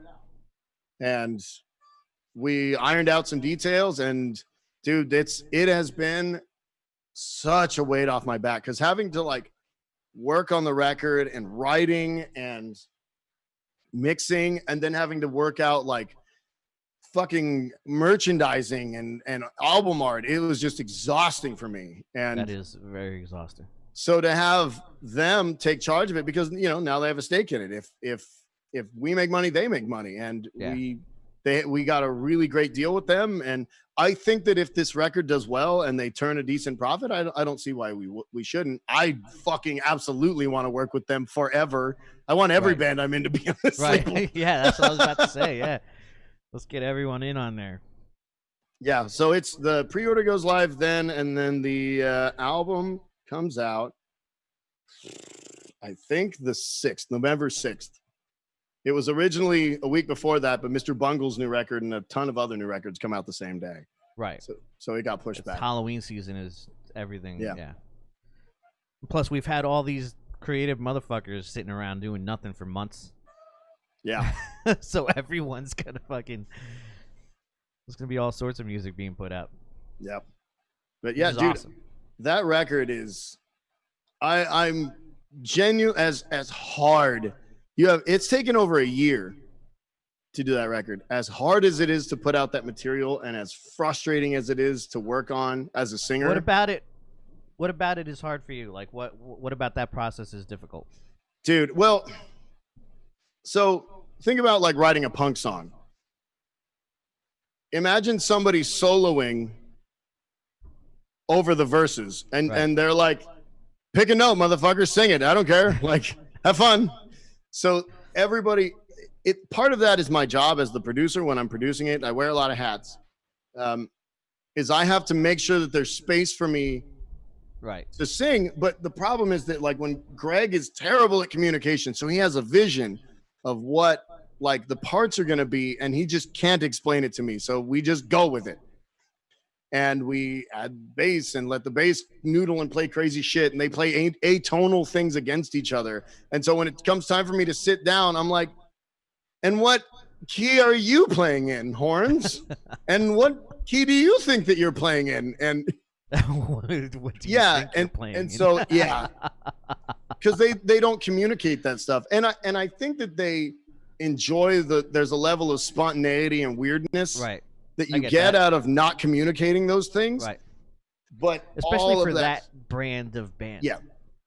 But all of that stress, when it has to be cohesive, comes down to me, and it is exhausting. Right.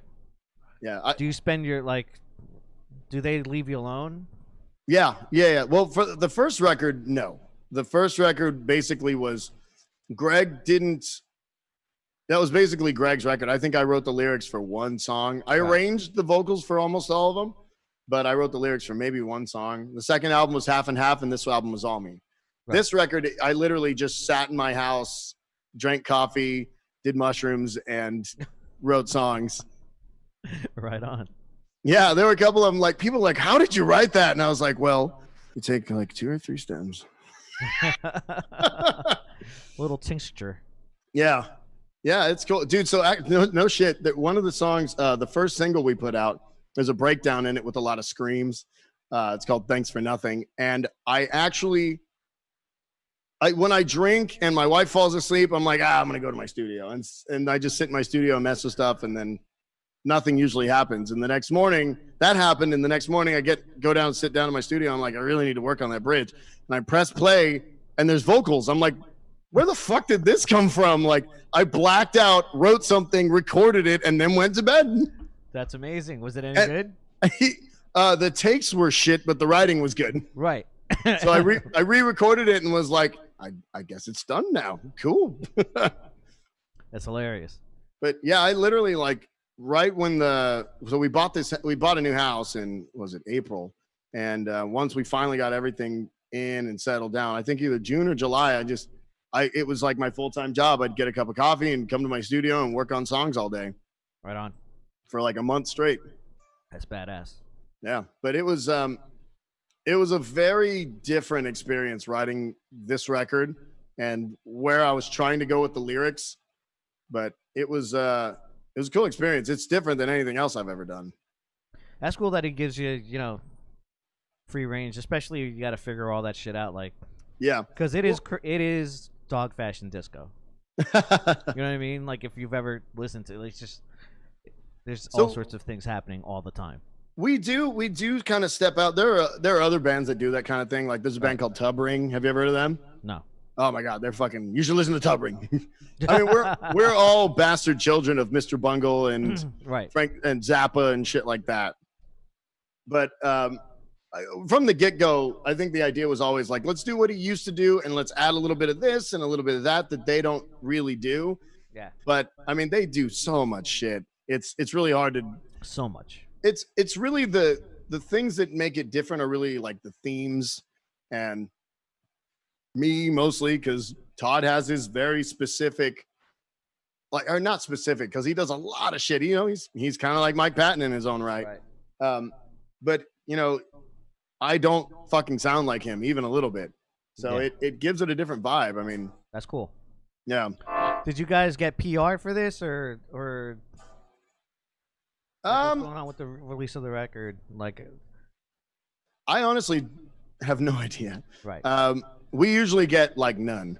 But on the label, I don't know. I honestly don't know how much they do or if they like hire promotion or if Jason just pushes it himself. Right. I think that's usually what happens. But I mean, that's what those guys do, and they have a pretty healthy community. So cool. That's awesome, man. Yeah, I think the idea we're gonna make a video for that. There's one like straightforward, almost like a pop metal song on it. Do you remember that one? Yeah. We're gonna make a video for that one. It's called Cobwebs, and that one, by the way, was all me. That's awesome. Yeah, I wrote that song years ago, and I was like, "You want this one?" And it was kind of like the Aegon thing. Greg was like, "Fuck to the yes, it's mine." And that's badass. I thought they were gonna be like, "It's not weird. Why do I want that?" And they're like, "No, it's a fucking great song. We need it. Put it on the record." But so we're gonna make a video for that one, and I guess they're gonna promote the shit out of that one. So we need a listenable song that people, they don't need to be mathematicians to hear first, and then that's how we'll get the majority of the crowd in, and then boom, then we're back. Musicians love, like, when musicians see us live, a lot of musicians are like, "This is fucking, how do you, what?" I remember we played a show in McAllen, and there was this dude, he was a drummer. We ended up hanging out with him afterwards, but I was just watching his face. He was just like, "What's going to happen next?" Like, he was just in shock the whole time. And I'm like, that is why awesome. I love being in this fucking band. The whole show just fucking. Yeah, that's a good feeling. There's also sometimes a feeling on stage where I am like sometimes really shitty at reading faces of the crowd. I'm terrible at that. Sometimes I'm like, this guy hates us. Like, we must be doing the worst thing he's ever seen. And then afterwards. And after the show, it's just like, this is the most incredible concert I ever seen, man. Like, you guys were so tight. I'm like, well, your face told me a different story. In fact, I was looking at you most of the time because I was concerned about how bad of a time you were having. Have you ever had people heckle you and then come up and be like, "That was fucking awesome, bro"? Yeah, that's happened a lot, actually. Oh, yeah. Good night, Chris. Rick Carrillo is also, he was watching for a while, but he's got wife time with some cheesecake. Damn. What was I going to say? Yeah, I lost my train of thought. Anyway. Right. So what did you think? I mean, obviously, it's very much not your thing. I wouldn't say that, my friend, because I also am a fan of Mike Patton. Fucking. Aha. So yeah, I thought it was awesome and super. I wasn't sure what to expect, but yeah, the chick I live with, Sandra, she's also a super fan of like dog fashion disco, Dillinger Escape Plan, shit like Nice. that. Yeah, so she heard what was going on. She's like, what's going on in here? Hey, hey. I'm like, well, check it out. So yeah, it was super cool. Production on it is great. That's kind of what I want to get into next. Like, Oh, I'm down. were you I love production. always were you always into that? Like, what? How did you start getting into production? Did you go to you went to school for this or no? No. No. From Did the you- very beginning, I was super into it. Yeah. Did you do it yeah. out of necessity? Like, oh, I need to record my own music. Here we go. No, I honestly don't know what the fuck I was thinking. After I recorded I played guitar in like a black death metal band called Decayed Faith in Laredo, and we recorded that, and I just watched the whole process. I was like, this is fucking cool. And I think at some point I like downloaded a bootleg of like Sonar or something, Right. and was recording into my creative sound card. And I was doing like similar things the first time. I would course. just record my guitar, mhm. so it's just like riffs. That's it. Yeah. But yeah, it was the same shit.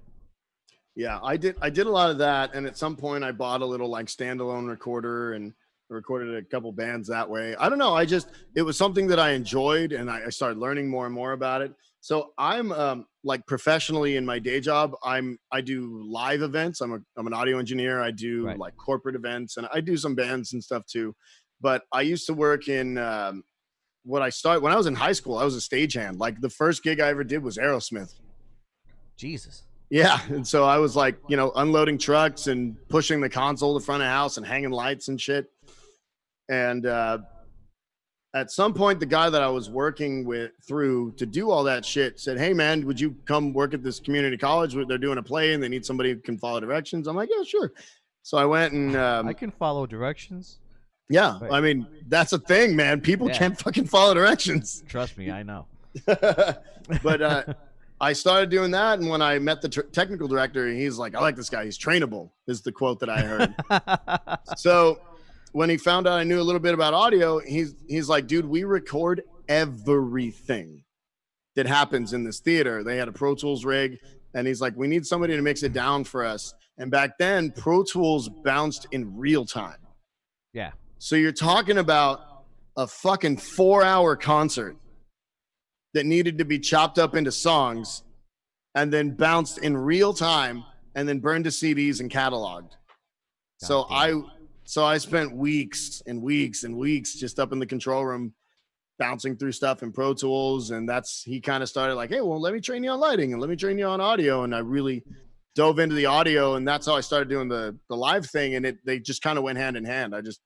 The more I did it live, the more I wanted to get into the nitty gritty of it and recording bands. And the real thing, it's not so much the engineering. I don't think I'm a great engineer. I think I'm a way better producer than I am engineer. Right. Like it's one of my favorite things in the world. Like working with Chris White. I don't even understand how that guy and I are friends. Like we are bros, bro. We bro the fuck down, but we are the exact opposite in every sense of the word. He's a devout that's the way it's Christian. supposed. That's the way it's supposed to fucking be. But dude, when we sit down and work on drums together, it is so much goddamn fun. Like we communicate the same way when it comes to drums. Like he's like, "Oh, that fill's not working," and I'm like, "Why don't you try and end on your china and hit it with your right hand instead of going for the crash with your left, and it'll kind of get your roll ending on the right hand," and just working through stuff like that. Like, "Yo, dude, throw ghost notes in that beat." That kind of stuff, dude. Like, oh man, that shit gets me so fucking hard. Right. Yeah. No, I'm the same way. I don't know fuck all about engineering. I just do it at like, here I am. This is what I have to do. But like, I'm definitely more of a producer. Put the producer's hat on. Yeah, dude, I love it. Like, dude, and something that really came out of the first Aegon record that I produced is like working on the big 3-part harmonies. It got to the point where I just grabbed my guitar and like, well, if Tracy's singing this and Chris will sing the high, and I'll go low, and okay, where are we gonna go from there? And working out the harmonies on my guitar, I have so much fun doing that. It breaks my head and frustrates me to no end. But when it works out and we play it back, it's like, oh my God. Right. Oh, so fucking, whew, I got to cross my legs. Yeah. And dude, you know, as a matter of fact, today it was a little bit cold in Texas for the first time. Let's talk about the weather. I know you love that. Right. Have you seen me talk about this? Is this why you brought this up? Yes. No, so it was a little bit chilly this morning. Boy, the weather. Oh, it was sure crispy outside today. Well, there's a point. Perfect apple picking weather. Go ahead.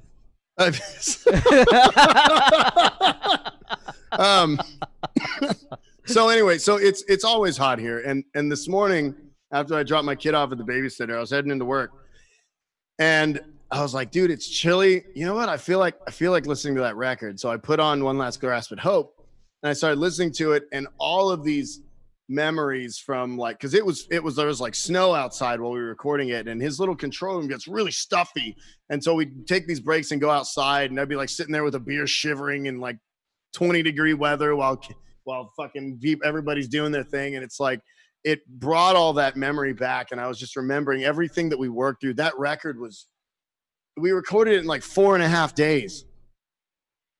And it was insane. Just, everything was just perfect. Everything lined up perfectly. No, there was no conflict at all when we recorded that. Everybody just went in and nailed their parts, and we wrote all these harmonies together. And it was just magic, dude. Like that. And so this morning I was riding that high. I was getting to the office, and they're like, "Stop being happy."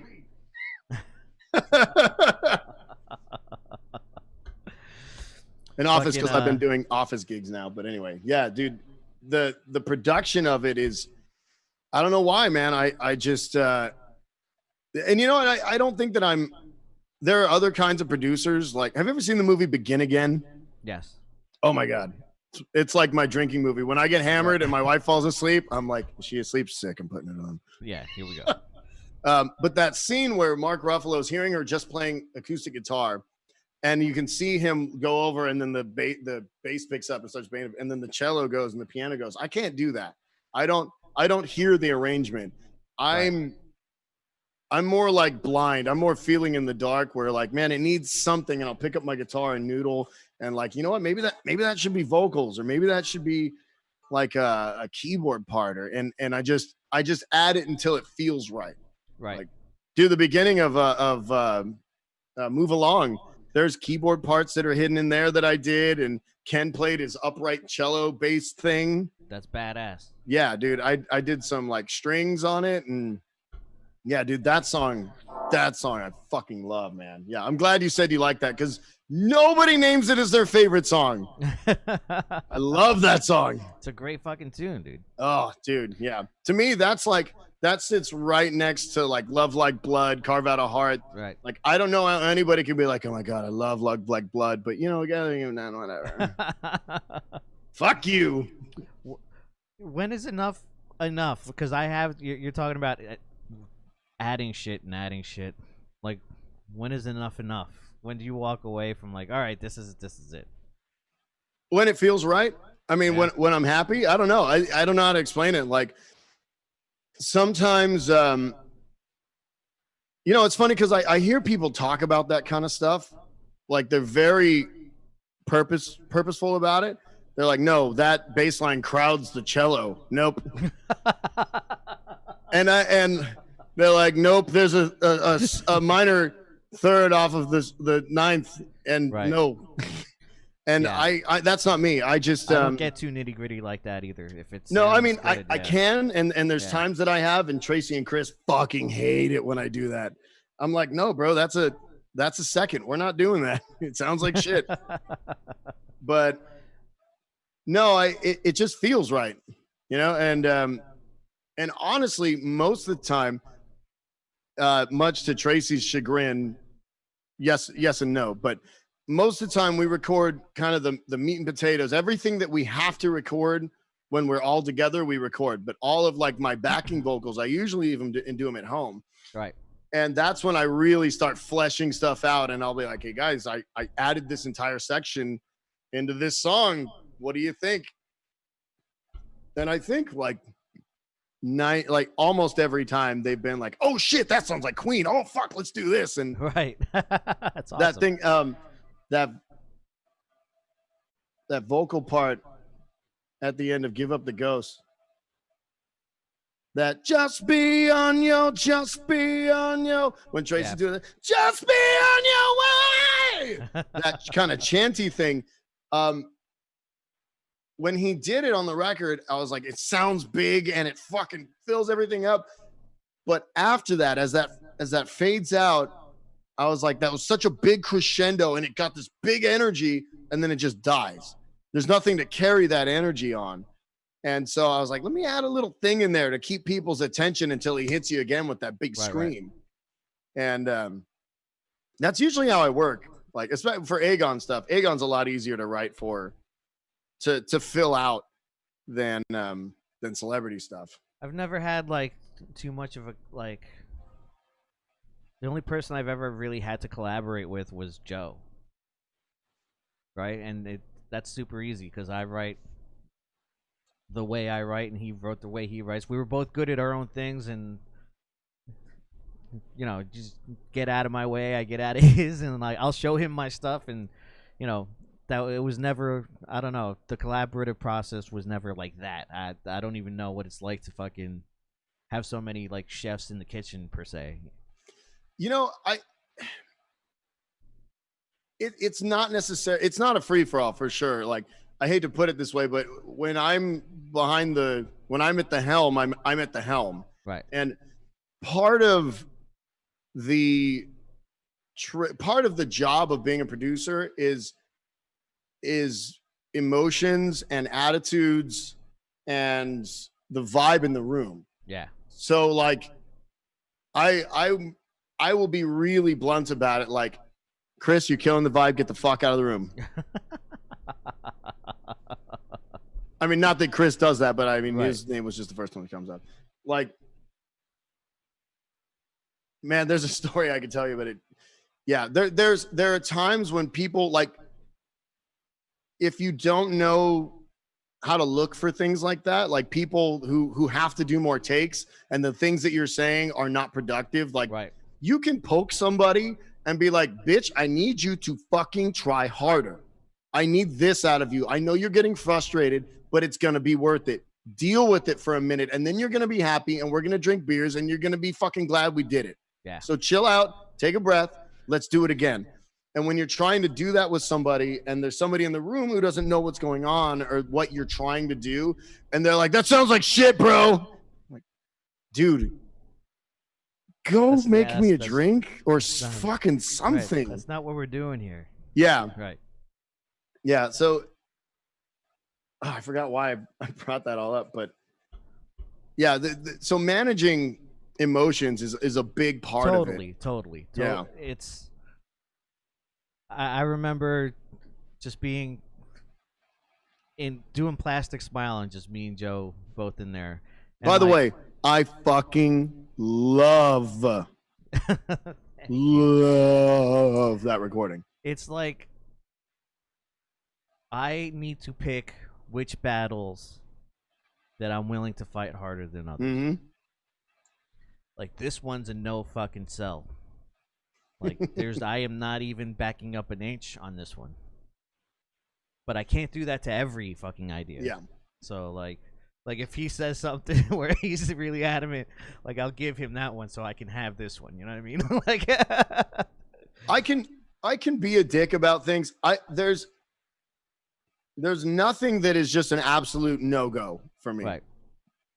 If I have something that I'm really fighting for, there's a reason for it. Like, if somebody wants to do this and I want to do this, the reason I'm not going for their thing is because it lacks something. Like, hey man, that's a cool ass part, but it builds us up and then the next part dies and you're leaving all that energy on the table. Let's leave it here and then we'll build up into the next part. Yeah. Like that's the math that's going on in my head. And what sucks is that I am really, really good at advocating for myself. Right. Because of things like that. So's Joe. And it sucks like in my life because I have a really big personality and I steamroll people. Right. Because people are like, man, I want to see this movie. And I'll be like, yo, I saw this trailer, and I'll just fucking go. And Right. and people just can't get a word in edgewise. And it's not because I have to have it my way. It's because I'm just used to fighting battles with people who want to think they're babies to make it on the record. Yeah, dude. The studio battles are, those ideas are your babies. So there's no way he's telling me this one. This is the way it's gonna be for this part right here. Yeah. Fucking you know what else has changed for me since I've like recorded and producing all those records is that I can no longer listen to music enjoyably anymore, like as a fan. It's kind of fucked up my listening process. I need to hear a song now 85 times in a row to hear everything that happened. Like I'll be in the car and like a new song will come out and like I'll miss every word that was said because I was listening to just the guitar. Like I am hung up, and I think this is a thing that everybody goes through, but I am hung up on my era. So I fucking hate listening to I can't listen to modern metal records at all. Right. There's a band I heard. Or you don't. I can't, and I don't. Like, what about it? Can't you do? I love the art of being a drummer and the art of miking drums and getting the sound and working together and making these takes happen. And there is art and beauty in that. There's the symbiosis of making his ideas work with the record, and all of that stuff is beautiful. And I'm so nostalgic for it that when I hear these records, like, have you seen the ad? There's a fucking Misha Mansour ad where he's sitting at a desk in front of a computer and there's a guy behind him and he goes, I want the part to go, boom. And he goes, okay, cool, I got it. And then he clicks a couple things on his computer and it plays that back. Right. That's how records are recorded today. There are a lot of record studios that don't have drum rooms anymore. That don't do drums, yeah. When I was in Shaping the Legacy, and I don't give a fuck what they think, but their drummer, everybody kissed his ass because the drums are so great. He has never recorded one note on a record for that band. The dude, he'll sit on the bed and go, make it go to good, and the guy will go, okay. That's not recording. That's not. And you know what? That's just me yelling at the clouds like an old man because I'm stuck in my ways. Because there are plenty of artists who do that now and make amazing material. But when I hear a record and I hear the super technical, complicated shit, and I'm like, those guitars are quantized, that bass is quantized, that vocal's completely auto-tuned, the drums are fake. Why? What am I listening to? Pro Tools put out a great record this year. But it just kills the listening experience for me. But the bands are able to perform it. Some of them, dude, some bands, and I'm going to throw one band under the bus. Steel Panther does not, Michael Stars. Steel Panther's not a real band. No, dude, but they're talented musicians. Yeah. That singer only sings half his vocals live. Right. He doesn't sing any of the choruses. Now, listen to this. You play through an Axe-Fx, right? You've got a tone. But I will say, as far as drummers are concerned, drummers have to play live. Yeah. But there are some bands whose guitar players get up on stage and mime, and they have Pro Tools hooked up to an Axe-Fx and reamping live. Reamping? Like the dude from the Faceless that got caught with that shit. That's him not fucking playing live. But that dude rips. Why wouldn't he play? Because being in Shaping the Legacy opened my eyes to a lot of things. Right. But when they're like, no, we need to auto-tune it. We need to quantize our guitars. And I'm like, why? Dude, they had two perfect, amazing guitar players. I will agree with you with this. In metal, specifically, in modern metal, there is a need to be perfect. Perfect. Yes. And I argue with people all the time. I'm like, most of those dudes have a wall of amplifiers, yet they insist on reamping. Yeah. It's because they're quantizing their guitars, because you can't quantize recorded guitars. You have to quantize clean guitars. But that band, I remember getting into an argument with them before I even joined the band, because they were like, yeah, no, Brian's not going to play on the record. I'm like, Brian, the guy that just played fucking Selkies from Between the Buried and Me, that guy, he's not going to play on the record. And they're like, yeah, no, he's not going to do it. I'm like, why? They're like, because he can't play it the same as Joe. I'm like, yeah, because he's Brian. Right. And they were like, dude, even the texture of his fingers is different. I'm like, exactly. He's a different dude. Let him be a different dude who sounds different. That's why they're in the band together. Exactly. And so when you have these bands where one guitar player does all the rhythms and they quantize everything, it's like, you know what? Maybe you're good songwriters, and fuck do I appreciate that, because there are so many metal bands who are just like, look at the way I shred, but they suck at writing songs. You know, I appreciate that they can write songs, but it still pisses me the fuck off, dude. Yeah. Like there are some bands who are purists who don't like, dude, listen to a Slipknot record. There's no quantizing. Those are real drums. They're not triggered. The last couple of records with Jay Weinberg, amazing production, real guitars. I mean, it's Stone Sour records. Corey Taylor doesn't get auto-tuned. If he can do it, so can you. Put out a record that sounds like shit and then fucking fix it. Learn how to be a better singer. What's fucked up now too is that Superior Drummer, you can take the actual drum tracks and convert them to MIDI. See, I don't quantize that. I don't hate and get that. Bob Rock's fucking sounds. Fucking. I don't. So I mean, people have been triggering drums. I mean, dude, there's triggers on Heartwork. Yeah. I mean, you know, people have been triggering drums forever. Yes, they're triggering them and fixing them.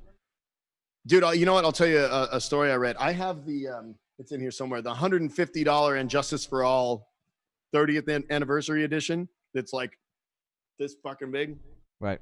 But in it, there's a book where they had interviews from all the people involved in making the record. And I think it was the mixing engineer told a story about when he got the record, he put the reels on and he pressed play and he heard this noise. It was like this clacking noise. And he's like, I'm destroying their masters. Like, he flipped the fuck out, ran over and hit stop. And he's like, what the fuck is making that noise? I'm not going to destroy Metallica's record. Right.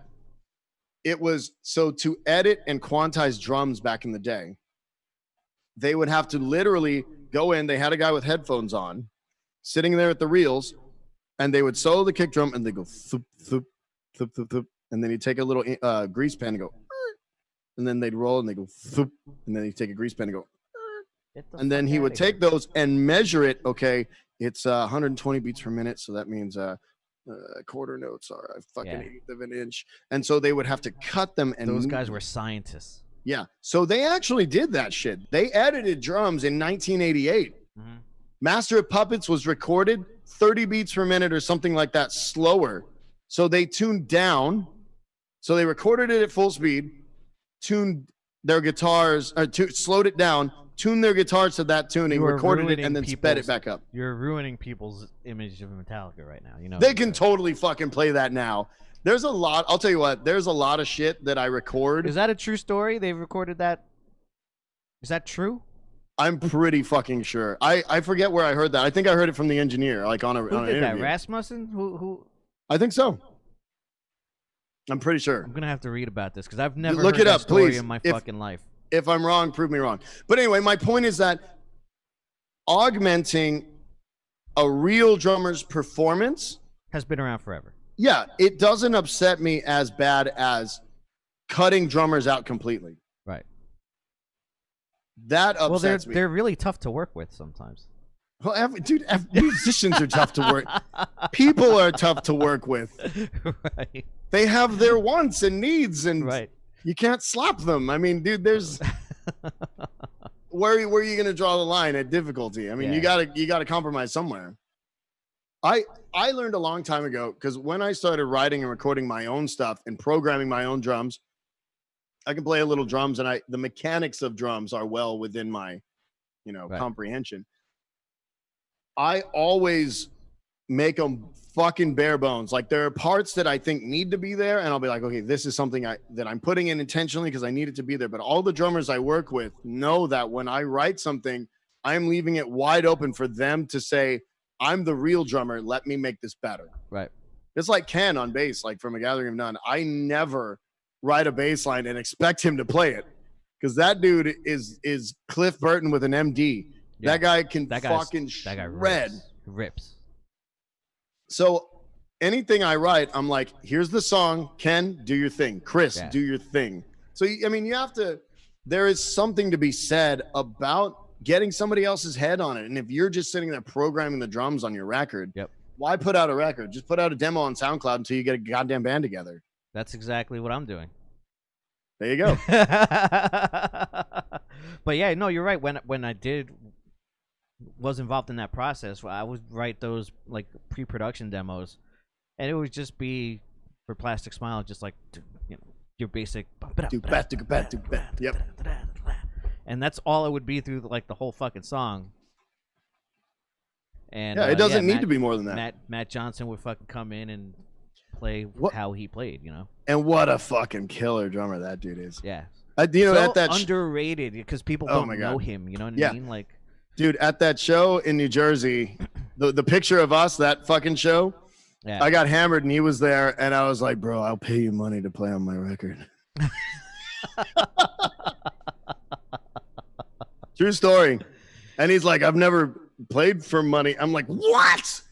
You get on Facebook? Fucking why are you not on the interwebs? Go fucking make a ton of money being a studio drummer. He's obviously really fucking good. Go get on Fiverr. There you go. Get right. Slap like that fucking bass dude. Yeah, that fucking. I love that guy. Oh my god, I just gotta like fast forward through all the obnoxious shit until he actually plays his fucking bass. Fucking Davey 504. Mm-hmm. Dude, I wish Ken would slap. Ken doesn't slap. That's not his thing. No, and so I always tease him. I'm like, Dave, you could slap it like Davey 504. Maybe we could keep you in the band. Right. Dude, imagine finding your shtick like that. That guy's got like 6 million subscribers on YouTube. Dude, who knew that being a funk bass player and being a silly fuck could make you a living like that? Yeah. And just telling people that's only slap bass is real bass. Like, who's interested in bass playing that much? Apparently 6 million fucking people are. Yeah. Dude, what I want to know is why the fuck, where's your bottle of whiskey? I bought beer for this because I thought that there were going to be people making you take shots, and I didn't want to leave you alone in this. Well, I usually leave that for blackout. It's called Blackout Friday for a reason. Today is Wednesday. Today's Wednesday, not Friday. Then you aren't rolling crew, bro. You're not. But there is a bottle of whiskey right here. I'm 2 IPAs deep, son. By the way, anybody who's not from Texas, Hopadillo is like the shit right here. Damn. Yeah, dude. Hopadillo. One of my favorites. I'm going to take a shot of. Cheers, brothers. Dude, you know what? I'm actually really fucking disappointed. I was looking forward to getting hammered with you in Massachusetts, and I got hammered in New Jersey at that show with that fucking dickbag sound guy who fucking ruined our set. We had to cut our set like 3 or 4 songs short. Remind me what happened here. When is this? My life in the last 5 years has been crazy. It was the first show when Tracy and Steve reunited. Okay. So it was an Aegon tour. Shit. Okay, I remember now. It was an Aegon tour. We played with Steve in New Jersey at fuck. What the fuck is the venue in Dingbats? Dingbats. We played at Dingbats. And then the next night you hooked up and we played in Massachusetts. Right. In Wishted. Ted's place. I forget the name of it, but what a sick fucking venue, dude. That's gone now. Is it really? Yeah. Oh, what a bummer. That place was awesome. Turned it into a parking lot for a baseball field. Like gone? Like torn down? Yeah. I'm pretty sure. Someone can correct me, but pretty sure Ted said that that place is gone. Well, the one, are you talking about? Because there were 2 venues we played up there. One of them was like an old restaurant, and the other one was a straight up bar with the basement. Yeah, that place. Damn, that place was awesome. Damn, that's a bummer. So anyway, we played at Dingbats, and in my mind, this was going to be a huge show for us because it was our first show playing with Steve, and it was an opportunity to force the Blitzkid crowd right to hear us. because all of these people were coming out because they're like, yo, Tracy and Steve are playing together. Yeah. Like they're playing on the same bill. Something's going to happen. Who played for Goolsby's band? Who was torn? Who was God, Crypt dude, I Keeper don't 5 remember. probably. I'm sure Noah was there. Yeah, probably Crypt Keeper dudes. Yeah. That or Some of the Damnation, one or the other. It was Damnation. Yeah. Okay. I think. I remember Noah being there for sure. All right, so anyway, we're in Jersey. We're in Jersey. We go to play our set. So I noticed right away that the sound guy was drinking double IPAs at 7:00 and was hitting the bar often. Right. So mind you, we played for our debut show and it wasn't that bad. But this is an old school sound guy who grew up on big analog boards like this one here to my left. And they had upgraded to a Behringer X32, which is kind of standard fare for digital consoles. Everyone's got one now. Yeah. And he was fucking clueless. And so we were sound checking, and he was like, had Tracy's mic cranked up so loud it was feeding back from my wedge to his mic from across the stage. He was clueless about everything. And I wonder who the sound guy was. It was Gus. It was Gus. All right. Yeah, fuck him. I'll throw him under the goddamn bus all day long. Okay. This is all, Gus, so first off, Gus for sure. He was hammered and clueless. And it was just, man, like I said, I was expecting that this show was going to be a big deal for us. And we ended up having to cut all of my favorite big impactful songs because that dude couldn't get our mix right. Damn. Like, dude, we have the song off the first record called Break My Stride that ends in this big 3-part harmony. I think we closed with that song. And we, like, in the middle of the set, I was like, we cannot play this song if you don't fucking fix this. Like, dude, I'm usually pretty easygoing, but I was just livid, dude. I was so fucking mad. Like, I went outside and I had our banner and I just fucking screamed into it. And I remember JV coming over. I was wearing a sleeveless shirt. He reaches over and he pulls my armpit hair and he goes, "What did he say? Alfalfa's head or buckwheat and an arm fucking and headlock. Headlock, buckwheat and a headlock." And I was like, "Now is not the fucking time." And that's the point. Thank you. I was so fucking mad. I was just like, "Fuck it, I'm drinking. I am drinking." And so I went and got sauced. And then the next day I started hanging out. You were there. And I was like, fuck me. I wanted to drink with Loki. And so now I'm super hungover. You were, and my voice is shot from yelling at that asshole. It's all coming back to me. It's all coming back to me. And you were giving me that look like. you were like, bro. Come on. Come on.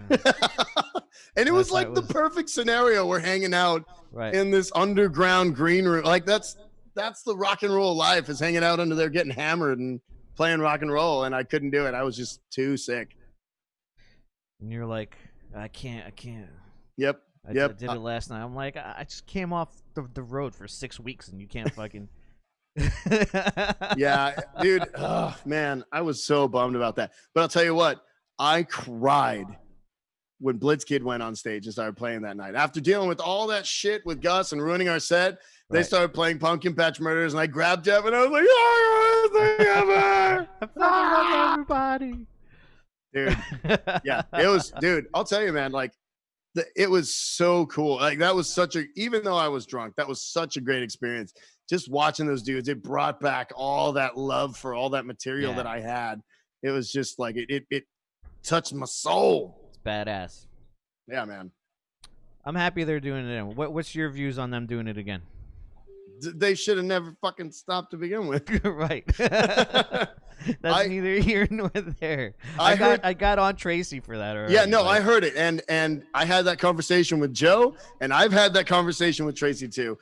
Dude, you know what? I'll tell you something. And this is something that people don't talk about a lot, but I'm not going to speak for you. I'll speak for myself and now you Greg. Got me drinking. Yeah, I mean, hey, cheers, brother. This is great. Cheers. I'll speak for myself and the people. It's funny. The people I butt heads with the most in my bands are the people who also suffer from mental health issues. Like, most of us are fucking depressed, and most of us. I got news for you. Yeah, everybody is. Sure. The whole fucking world is suffers from fucking But mental health. sure, but Tracy and I, it's funny, man, because in this band, it's funny. He has known Chris and Tracy for 30 years, and they've been in bands together forever. But he doesn't fight with them the way he fights with me, and I don't think that he bros down the same. I don't think he connects with them the way he does with me. Right. Or let me rephrase that. I don't think that I connect with anybody else the way I connect with Tracy, because we both have to deal with shit like that. And so when we go off on each other, like we fucking go off on each other, later on, it's like, I was having a really bad day. And he's like, sorry, dude. Yeah, he's like, I know. So when he explains to me like where he was and the reasons why he couldn't do it anymore, right? You know, I get it. Like, yeah. I've been there. You know, not with a band and not with success and not with about to take the world by storm and what, you know, what he was about to do. But, you know, I get it. And I sympathize. As much as I'd love to hold that against him, I probably would have decided not to do it and they'd have found me dead on a tour bus somewhere. Right. You know, I mean, he did what he needed to do. And now he's back and he's healthy and he's in a good place and he's happy. I love it. Yeah, and he's good, man. And him and Steve are in a good place. And dude, I'm honestly, as much as I missed them for 8 fucking years, I think that they both felt the things they needed to feel and got it out of their system. I don't know Steve as well as I know Tracy, but you know, we talk. But I think that they're at a place now where they can do it in a healthier way, in a happier way, and we could have Blitzkid for years to come. I hope so, man. I hope they see what it means to everybody, you know. Oh, I agree. Because there is the aspect of like, this is our life, this is our band, and we do it because of whatever reason, whatever bullshit reason we decide that we do this for. There's that. But there's the fact that it means so much to so many people. Man. You know what I mean? Yeah. Tracy hates it when I fucking tell him that. Dude, I mean, and the thing is like, and again, that's why I never understood why people don't jump on A Gathering of None. Because when I heard those Aegon demos at the very beginning, I'm like, this is everything I loved about Blitzkid. All the writing and that is something that Tracy does. I'm going on crazy tangents here, but that is something that Tracy does so well, as he's like, let me tear off a bit of my pain and give it to you in a way that you can feel it too. Yeah. That you can say, God damn it, I know that pain. And so when I heard A Gathering of None and what he was doing, I was like, bro, it's the same thing that I can relate to in a package that I love as well. So when people are like, it's not horror punk, I'm like, get your fucking fuck you. Who cares? Yeah. Fucking wearing that shit on your sleeve like that for everyone to open that curtain for everyone to fucking see is something I have a real hard time with. Which is why I mostly just write music. Yeah. Because that can be concealed. Like maybe it sounds a certain way to you, but like I'm not telling you verbally what this is about. Dude, I put it the fuck out there in a big way, and lucky for me, nobody cares.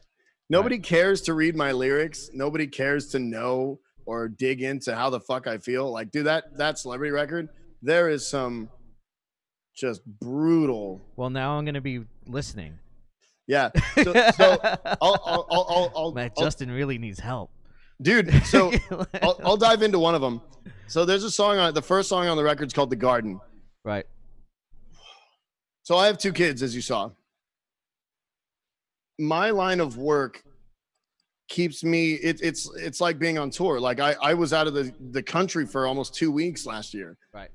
I work fucked up hours, and so I know you feel this, but you don't have kids and shit to come home to. But when you leave on tour, the world keeps going without you. Yeah. And when you come home, it's not just that you adjusting to the world again. It's that world having to readjust to you. Yeah. And that's there's friction there, and it sucks because you're like, I'm happy to be home. I want to hug my kids and my wife, and they're like, we have a rhythm, and you're disrupting it. Yeah. And it's not because they don't want you there. It's because it's, they've gotten into their own thing. And so when this pandemic hit, I went from working crazy hours. I worked a ton and worked crazy hours, and they had their thing, man. It was like I was gone. And when I was stuck in the same house with everybody, and it was like, well, she has to work on her laptop every day. My wife's a music teacher. Right. She has to sit down and work from 8 a.m. to 6 p.m. every fucking day. And I have to help my older son Royal with his homework, and I have to babysit the other kid. And it was really fucking hard for me. Everybody had a rough childhood, but I had an abusive stepdad, and I got slapped around. Everybody did, whatever.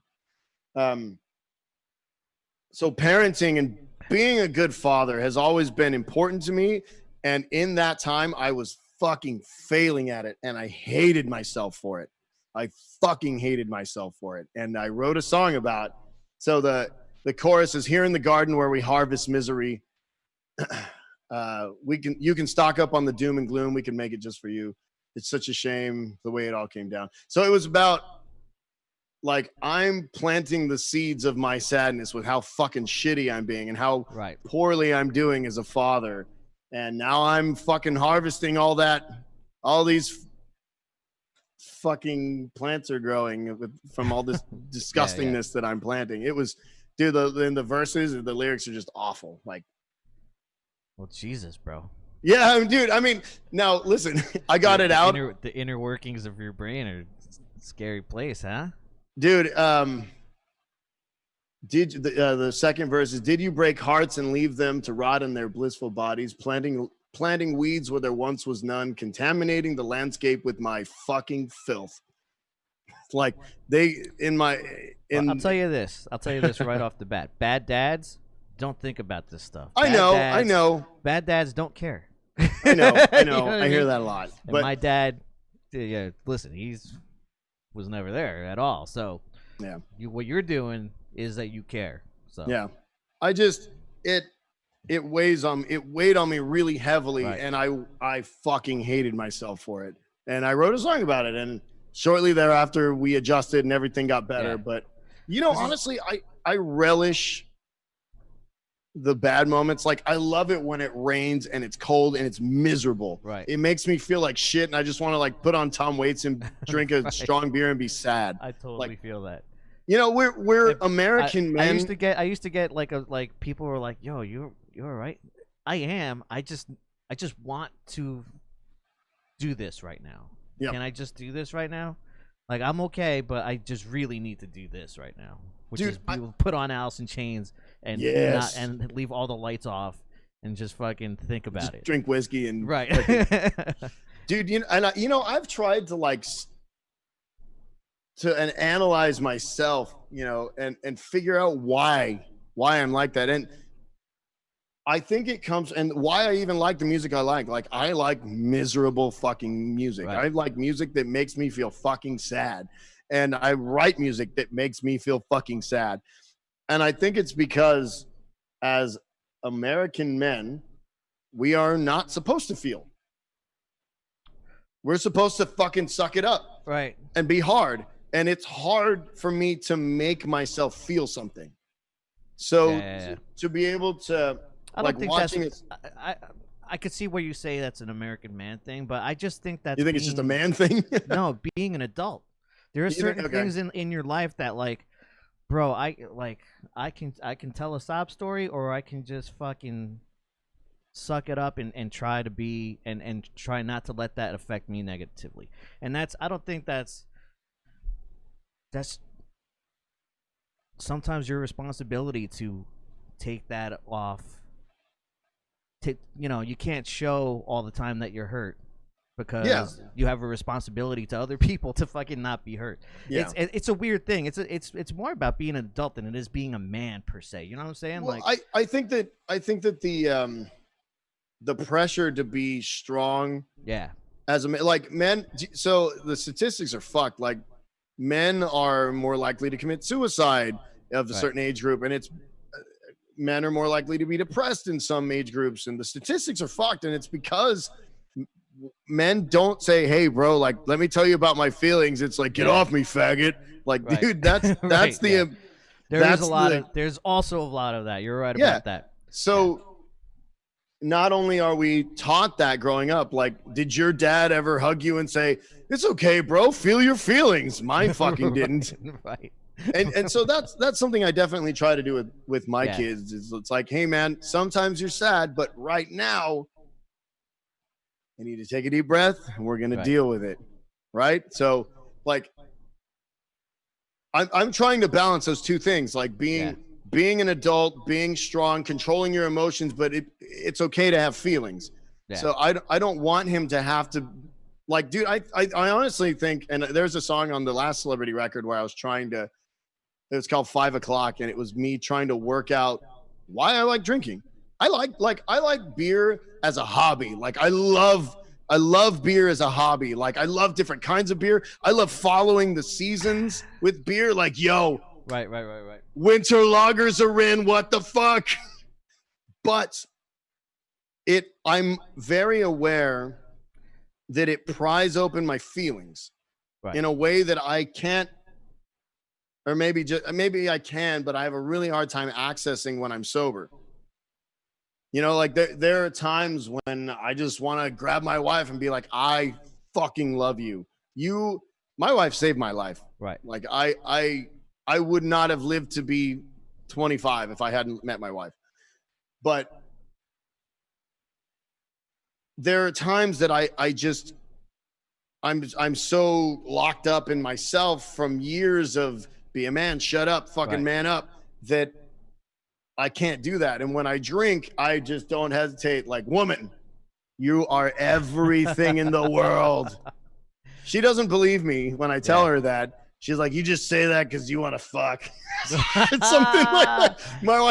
My wife is so jaded. Like she always tries to push off when I'm being serious like that. But I hope she knows that. I mean, like, man, it's really hard for me to get in touch with my feelings, and so I try and psychoanalyze with that. You know the other thing about this, because like, I know you like you're putting it to be a man or whatever, and I totally get some of the aspects that you're coming from. But what I've learned in my old fucking age life is that life is unforgiving. Oh yeah, life does not forgive, like, because it goes on. The today is the same as tomorrow, is the same as the next day, with all the same fucking problems. And if you let yourself get overwhelmed by these feelings and emotions, it's easy for that wave to just fucking knock you off, and for you to not be productive in what you need to do and what you need to be responsible for. You know what I mean? So like there's part, it's part what you're saying and part what it's both. Yeah. You know what I mean? Well, so to get through those things, a lot of people need to learn how to communicate, and they need somebody that they can communicate those things through too. Well, I charge $40 an hour right now, so yeah, right. I write shitty songs that nobody wants to listen to. I put my heart on my sleeves, and nobody notices, and I just get to keep rocking. Right. Let's talk about this for a second before we cut it off. We're going 2 hours 15 minutes, but it doesn't matter. The future of the industry, like, venues are closing at a fucking really scary rate.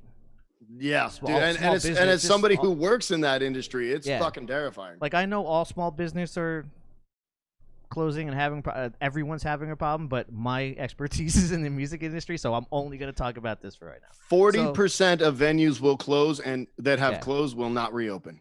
Will not reopen. So what is your take on this? How do you feel about this? It's awful. Yeah. I hope that there is, I mean, the sad truth of it is that while most of us are fucking poor and miserable because of this pandemic, there are a lot of people who are not. There are a lot of people who are making a killing right now. And my hope is that those people look after the dust is settled and say, hey, man, there were a lot of people making money off of rock and roll and hip hop and live music and bars. And maybe some of those people, I mean, most venues don't stay closed. I mean, most venues close down and reopen 3 or 4 fucking times. Every time you roll through a town, it's a different name, same venue. Yep. Honestly, I think that I actually had an idea years ago. I wanted to set up streaming cameras in a venue and start streaming concerts that they had, because I was helping out and running sound in a venue here in town. And I was like, dude, we could set up cameras. You know, you hire me to run sound and lights. Why couldn't you hire another guy to switch and run cameras? And every touring band that rolls through here that doesn't get to go to buttfuck Ohio Right. can live stream it here. Yeah. And let their fans in Ohio watch a concert. Or even better yet, how many people would watch Blitzkid every fucking night of their tour if it was streamed? It's hard to say. I don't know. Enough to justify putting the camera. I mean, dude, I would watch them as much as I could fucking afford it. Right. I mean, so that was my thought. And the idea was, well, think about what MySpace was for music in the mid 2000s, where you could go on and just fall down a tunnel of band after band after band that were recommending you to other bands. My hope back then was that hopefully, you know, as people are not going out, it's funny. This was like 2 years pre-pandemic that I had this idea. But as people are like, you know what, it's expensive to go out and drink. I'd rather buy a 6-pack and get hammered at home. Yeah.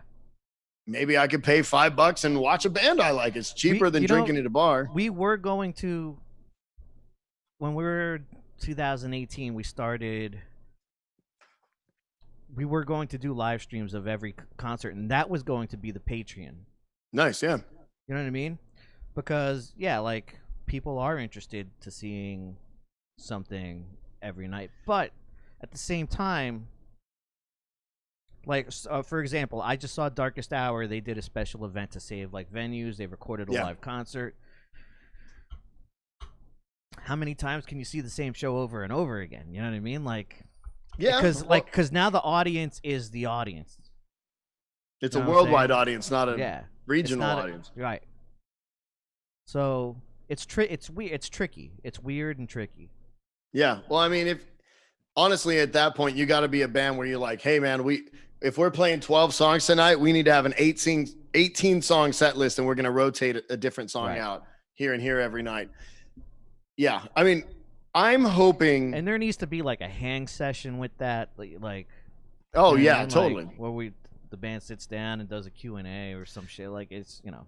Dude, touring is so neat and so much fun. Every time I tour, I'm like, dude, I wish I was not so busy right now that I could film this shit. Like, if you could have an extra fool hanging out on tour whose job is just to film, talk to people, and stitch a video together every night to get people interested in your tour and invested in your personality, because everybody's got a huge dude. Like, all of the touring musicians have silly personalities and are neat people. Like, my hope is some of them. Yeah. My hope is that there is a hybrid, because I mean, there are a lot of people out there who are investing in streaming gear. Yeah. And my hope is that before the market gets saturated with all of these bands constantly, because instead of having to deal with all these shitty local bands, you're dealing with a nationwide, worldwide group of bands who are competing for your attention. Yeah. I'm hoping that when things start coming back, you're going to start seeing cream of the crop bands being grouped together on a platform of some sort and saying like, yo, I'm going to check bandslive.com and see who's playing live tonight, catch a concert. I pay $5 a month for a subscription and watch a live band. That's what I was going to say. Yeah. You know, as recording at home has become more accessible, you've seen a lot of fucking. Oh, dude. Yeah. You've seen a lot of people who aren't full timers, and you can fake a good record. You're lucky you listened to one today. So it's easier. The saturation can come a lot faster if we're just doing it virtually. I mean, dude, we're already inundated with band. I mean, think about how many technical shred guitar players there are, Right. who put out record after record after record of clean, polished, fucking Axe Effect Superior Drummer instrumental records. Yeah. I mean, we're already inundated. I mean, that's kind of a larger discussion about the. But you can buy into someone, for example, Keith Merrow. Yeah. He puts out a ton of records like that, but you can buy into it because that guy does clinics and travels around the world fucking playing those songs live. Sure. So yeah. like that guy's got credentials to me. You know what I mean? Like and there's a bunch of guys like him that to me have the credentials to be able to do that. But there are some fucking YouTube warriors that fucking slow the fucking video down. Oh God, does that shit annoy me? Yeah. Yeah, dude. Have you seen? That's where it becomes like, all right, where are we here? Like that guy, I can't take that guy seriously. Who was that? I can't take those kinds of people. Oh yeah, seriously. Like, dude, no, yeah, absolutely. And it gets harder to differentiate the real from the fakes. Oh, and they're trying to sell you their fucking online courses and right, dude. Honestly, I've been trying to take stock of the industry as a whole for a long time. Like, so you read all these articles, like I've read books about people trying to say like the time is now. Like if you want to make a living in music, the time is now. When really accessibility to recording, cheap recording gear and tools to make you sound like you're a better engineer than you are, and a better musician than you are cheap now. They're all dude, here. To record it. Dude, yeah, me too. To record a demo in the 80s, the kind of infrastructure it took somebody to sit down and record your demo was $15,000. Yeah. To record like a fucking 4-track reel-to-reel was $3,000. You know, that shit was expensive back then. I am shocked when I record demos and I'll A/B the fuck out of everything, dude. Yeah. As well you should. And they're just home demos. And I take like how closely can I polish this at home to sound like things I love? Yep. So I'm constantly doing that shit. And it's surprisingly, dude, it is. It's not pro, but it's not so far off. Dude, you know? So back in the day, record labels were the gatekeepers. They were the people who said, this is worth your attention. Right. And they were the ones who decided what you heard, good or bad. Yep. Now that the floodgates have opened. It's opened. And the problem is now, for a while, it was the people who were doing like the those blogs, those music blogs. What's up?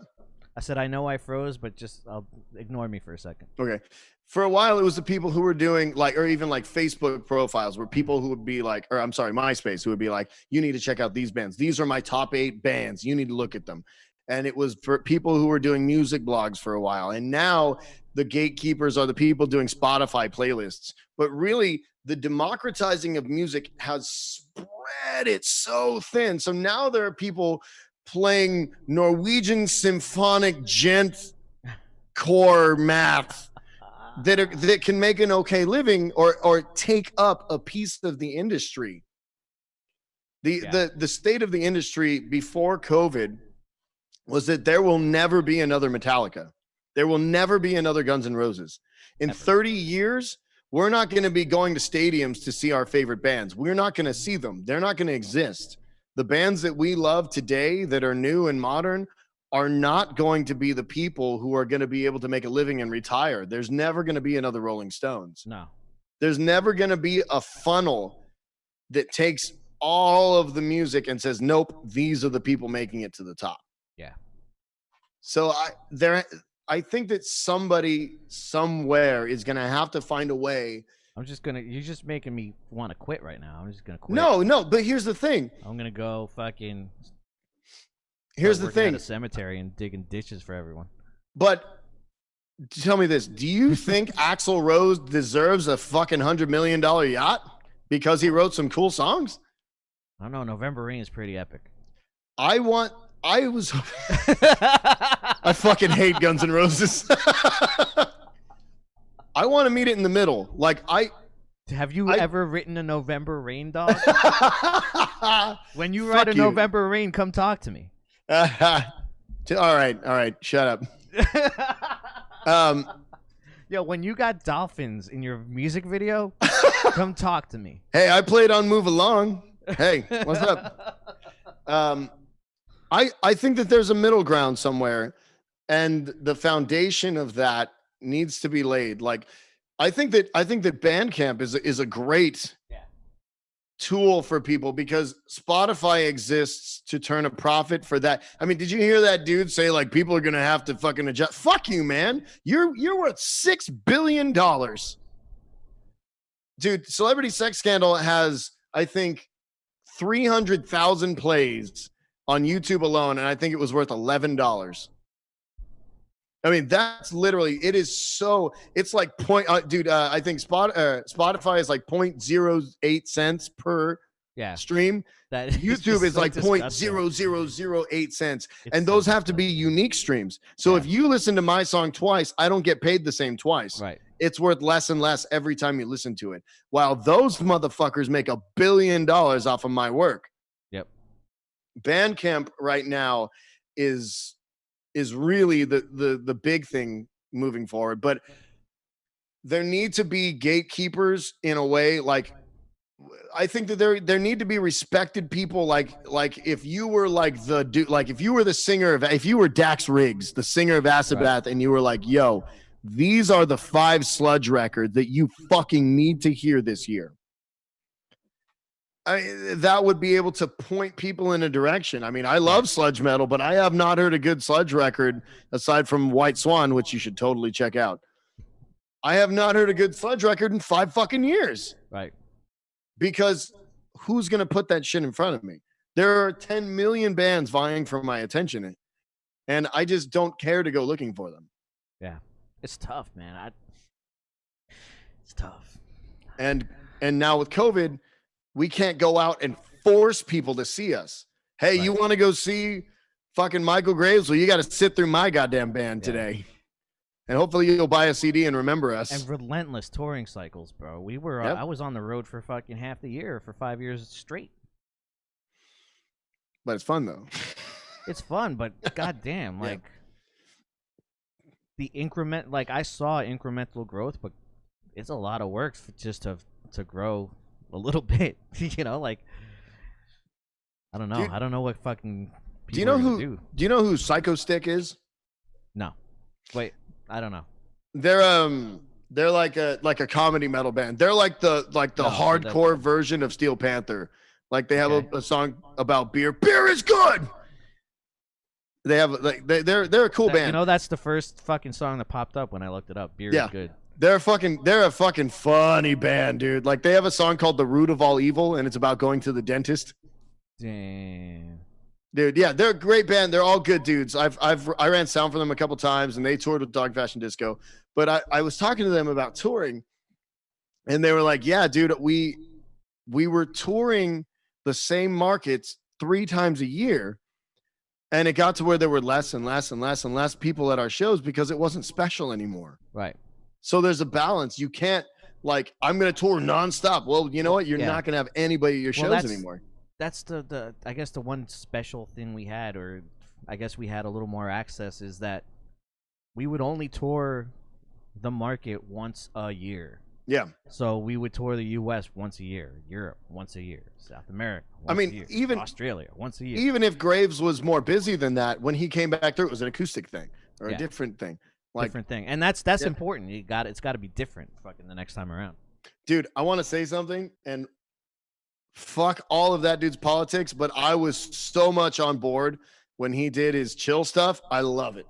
Yeah, all day long. Like that is, dude. Again, it's like the same thing as seeing Tracy do the Aegon stuff from Blitzkid. Like hearing a songwriter that you love turn their attention elsewhere. Like, dude, are you an Acid Bath fan? I am. Dude, have you heard Dead Boy and the Elephant Man, his solo stuff, Agents of Oblivion? Like, just hearing his brain pointed elsewhere was so fucking cool for me. Like, I've never understood these people who are like, I only listen to metal. Fuck you, bro. No, it's the most absurd thing I've ever. You know, people are afraid of change. Oh yeah.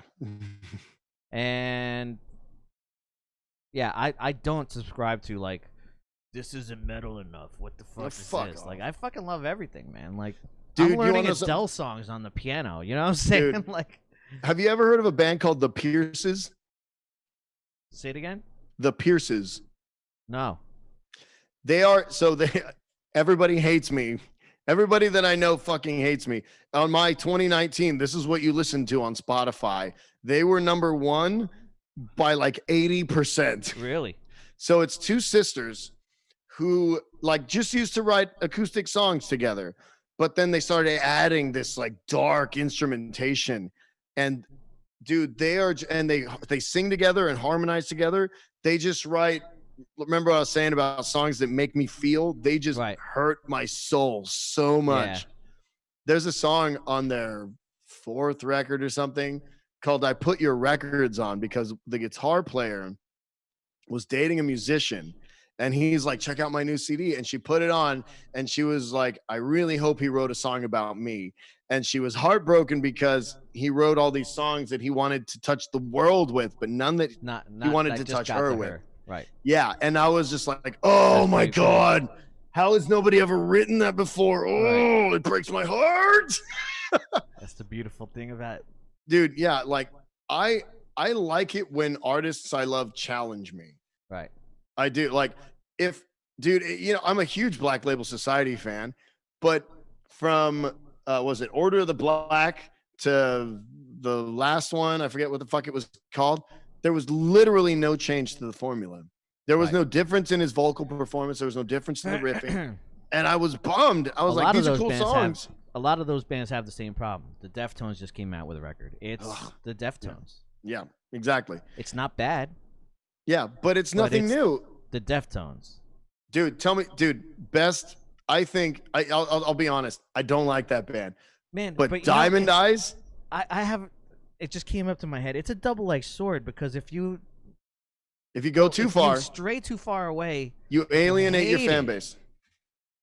If you stay the same, if you stay with that same formula, then people get tired of it. Oh yeah. Oh dude, I've thought about this on it. I mean, think about someone like Metallica, dude. Lars doesn't get the credit he deserves because he knows that shit. Right. He knows. I saw a meme a little while ago.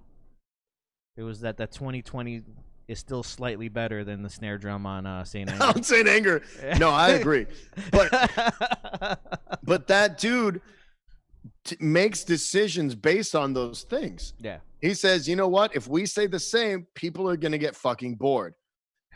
We can change and get people from a different audience, and hopefully our audience will change with us.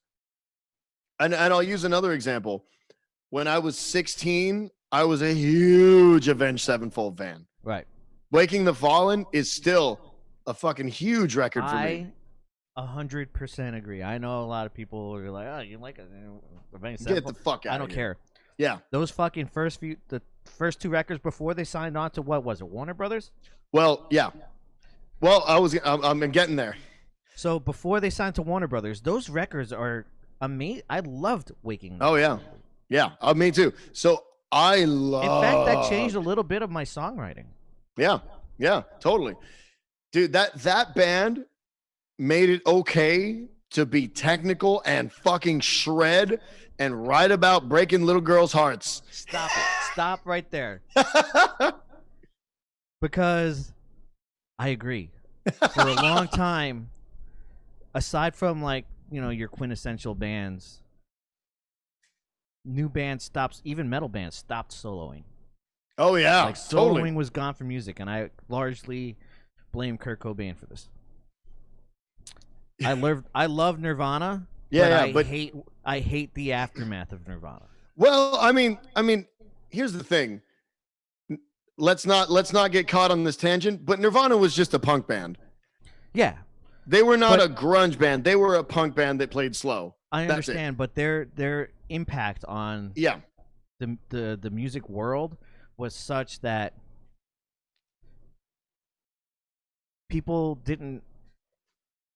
younger artists felt like they didn't need to learn their instruments as such. And then people they destroyed the 80s so much, and like all the guitar wanking so much, that even the 80s guys, like, I love Skid Row, but Subhuman Race, if you listen to the guitar solos that are on that record, it's just fucking noise. Like, so even the guys in the industry that could play their instruments purposely recorded terrible solos, just noise, for the fact of that they destroyed good guitar playing for the I hear you.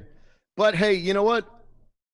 And it went away and then came back with a fucking vengeance. It took a little while, and just like you said, Avenged Sevenfold was one of those records where a new band was like, "Yo, yeah, we're fucking doing this." Like, there were always bands that were recording, like Dream Theater. There were bands that were always playing solos, but these they new were bands not cool to the kids. Like, nobody at 16 was like, "Oh my god, bro, have you heard Dream Theater's new record?" Exactly No. right. Like, but Unearth and Avenged Sevenfold, bands like that were coming up and just playing ridiculous solos, and I was a fan. Yeah, dude. So what I was getting at is the difference. Yeah, sorry about that. No. These tangents that's what this is about. That's why these are live.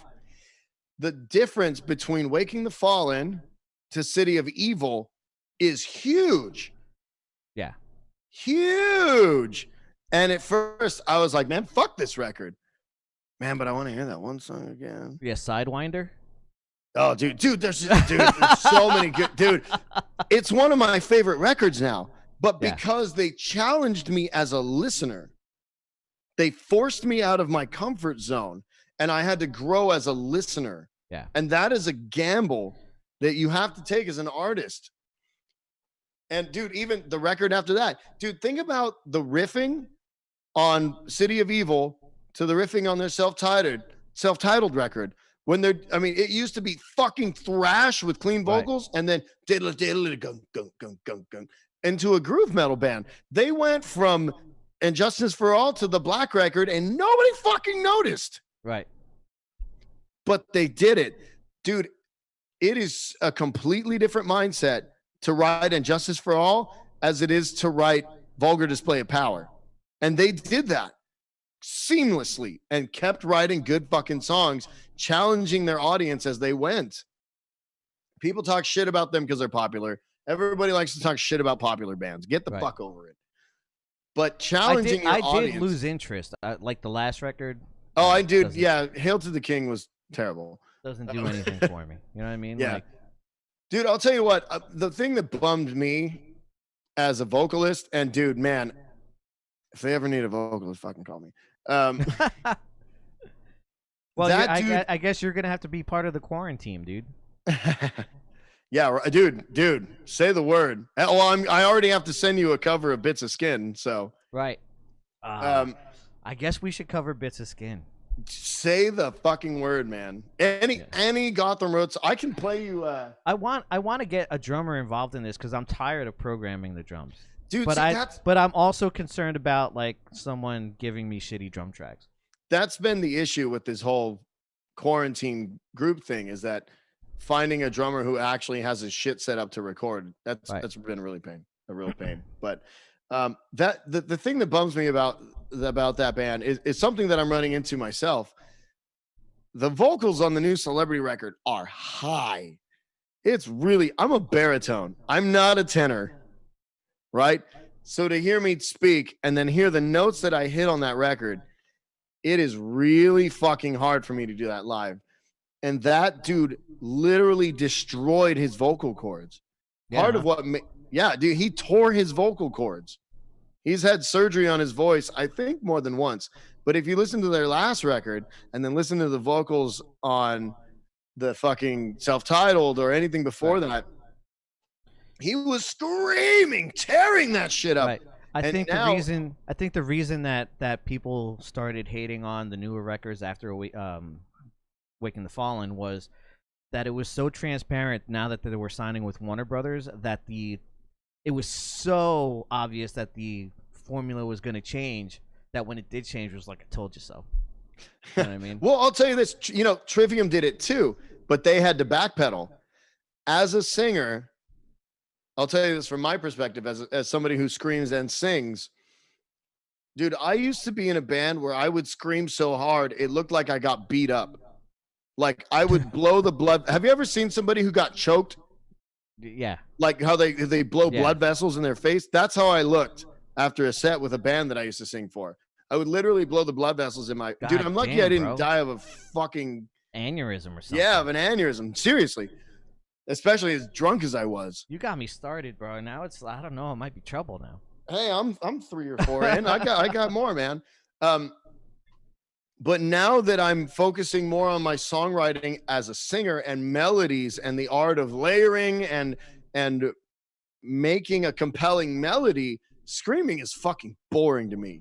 Right. And it's difficult and it's painful even on my best day, even as economical as I can be with my voice, it is still painful and it is still hard. That's why I have so much respect for my boy Brian Kellner, who I did Doomsday with.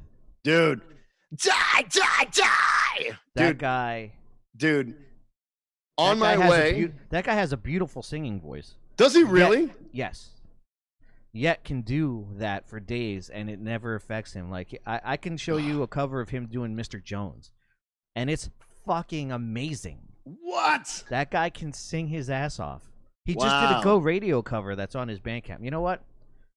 I don't think I'm gonna get a copyright strike for playing his cover. For playing a cover, do it. I'll just play you a fucking snippet of it.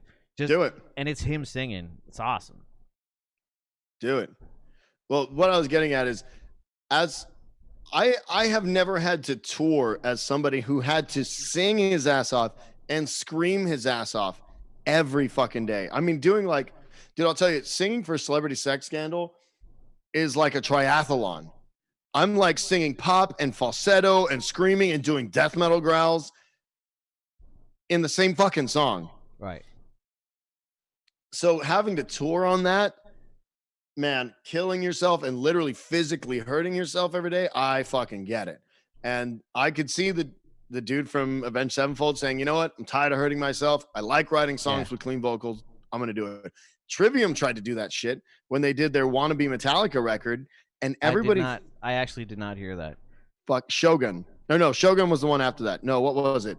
So it was... In fact, I stopped listening to Trivium after the first record. Like, whatever the song, something about the martyrs. Yeah. Oh, yeah. Whatever. Exactly. After that, I was like, that song's cool, but I'm done. Dude, well, they went straight Metallica. Like, they literally put out their version of Injustice for All. Nasty, by the way. What's that? Their guitar player was nasty, by the way. Oh, yeah. That lead guitar player, sick. It's still the same two. Well, dude, they fucking trade off leads. That motherfucker sings and plays guitar. But that dude, they tried to do the same thing. They tried to walk off the screaming and go into like kind of thrash, angry singing, and people fucking hated it. And even worse, when they toured, and I saw them on Ozfest the year that album came out, they were singing old songs, and he was giving them like Hetfield vocals. Really? Yeah. So instead of like strings harder, he was like strings harder. Damn. Like, go the fuck home. Yeah, I did see that they put like a live stream on of just like Metallica covers. Did they really? Yeah. Dude, you know who... I'm going to change gears real quick. You know who just fucking kills Metallica covers? I could sit and listen to Machine Head do Metallica covers for fucking ever. Yeah. Dude, yeah, they came out with that one off of Master of Puppets stuff. Dude, sick. They got it. They nailed it down from beginning to the end. The acoustic part, like everything, the tone-wise. There was a story I heard. So Machine Head actually toured and opened for Metallica for a little minute. And Metallica has an entirely separate backline in their green room. So they can go in there and rehearse like, oh man, we're going to play fucking Dyer's Eve today. Fucking awesome, by the way. Yeah, how great would that be? So I heard this on XM. Talking about Axl Rose, does he deserve fucking... Does anyone deserve a backline in their green room every day of their life? Come on. Shut up. Don't contradict me. So the story is that so Rob Flynn and them, and they're in their green room. Rob Flynn told the story on XM, and And he's there in their green room, and Lars pokes his head in and goes, or maybe James, and goes, "Hey, guys, if you guys need to rehearse or anything, we've got a backline in our green room if you guys want to go jam." And so they were like, "We can go play Metallica's instruments." And so they go into Metallica's green room and start playing every fucking Metallica song they know. And they're jamming them and jamming them and jamming them and just doing like a whole set of Metallica shit. And little did they know, on the other side of the wall adjacent to that room, they're doing interviews. Metallica is there doing interviews, listening to this. And they're like, what the fuck are they doing? And I think James said something like, they're showing us how it's done. Like, why is it so different? It's in time, Lars. It's a damn. Damn, dude. That story was told by Rob Flynn on XM, so I didn't make that up. Yeah.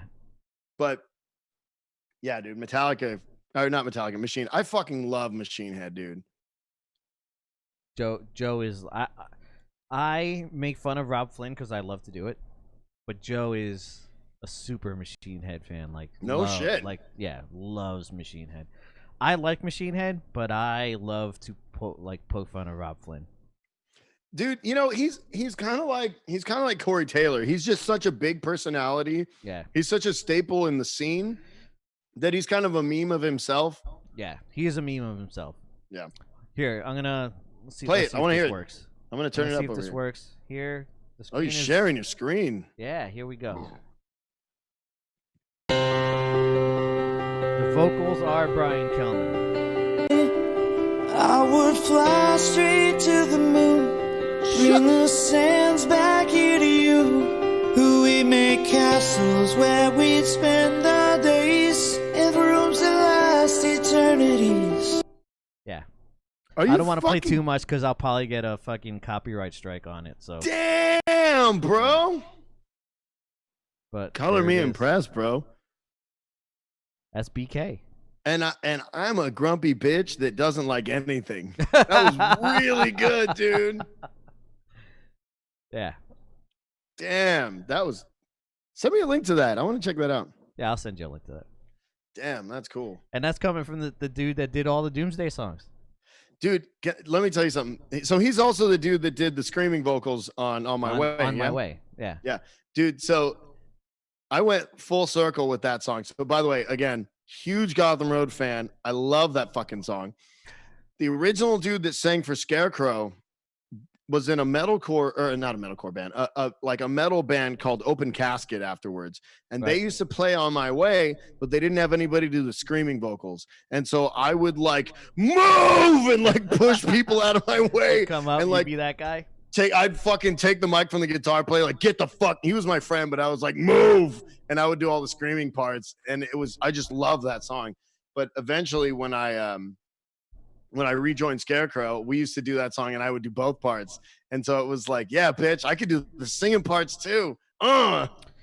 Fucking, quick story about how that song came together was we were on that first tour and we were in a hotel room. We're like, all right, we gotta, this tour cycle is going to come to an end in about 3 weeks. We got to start writing some songs and like work on some shit for the future. And Joe's like, I got a great riff, bro. And he fucking starts playing this riff, and it's 18 in Life. You know what? I did this on the Tracy show. I heard. And he plays On My Way, but it's in the key of 18 in Life, and it's exactly the same riff, dude.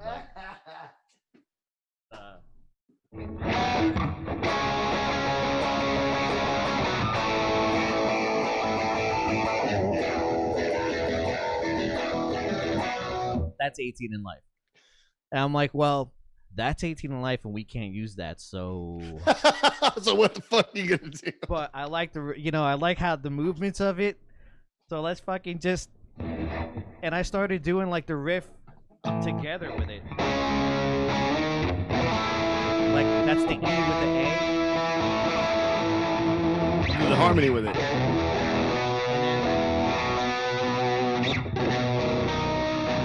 So I did the harmony with it the whole way, and that became On My Way. It was, I couldn't just leave it at 18 in Life. I needed to have the lower harmony.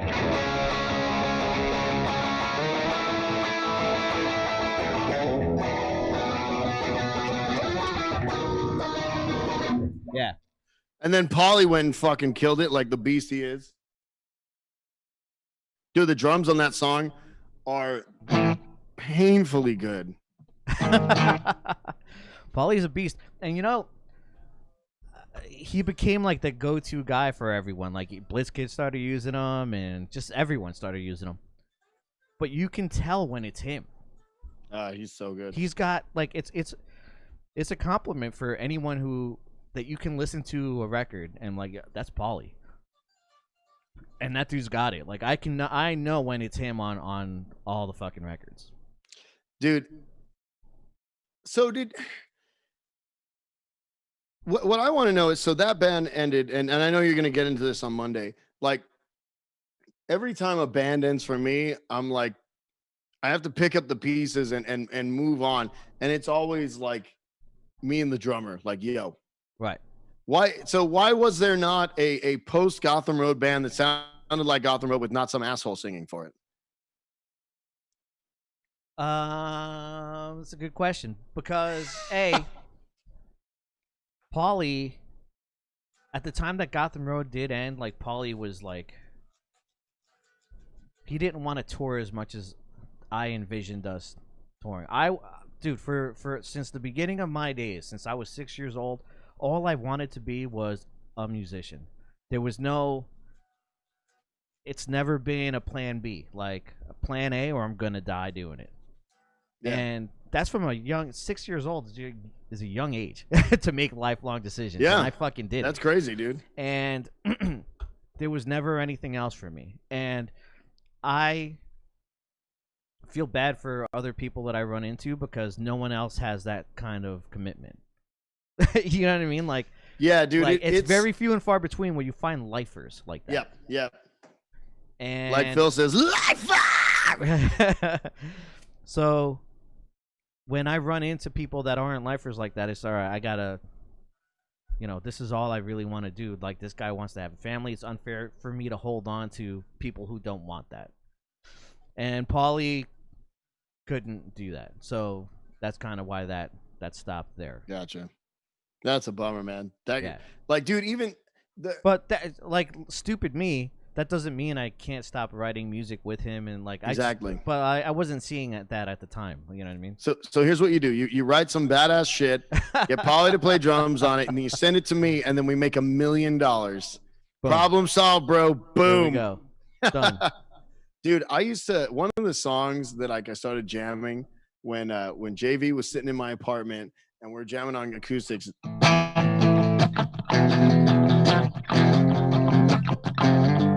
Oh shit, I'm buzzed, but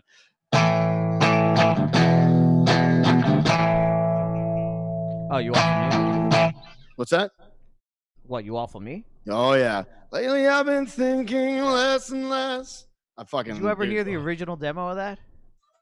I probably have. Like, dude, I actually have like all the demos from like the Second Graves record that never came out, like Spider-Man Saved Me and all that shit. So there's a punk rock version of You Awful Me. Really? Yeah. Nice. And Tom played a solo on it. It was just very Guns N' Roses, very slashy. Nice. And then when we, formed this Gotham Road, like, we had this vision of like, to me, that song, like, it always resonated like Unforgiven. Oh yeah. So we kind of modeled it after Unforgiving, and dude, that's how the second version of You Awful Me started coming about. Dude, because if you listen to like those guitars and like even the tone of those guitars, it's fucking Dude, tell me something. As a fan of the other Unforgiving.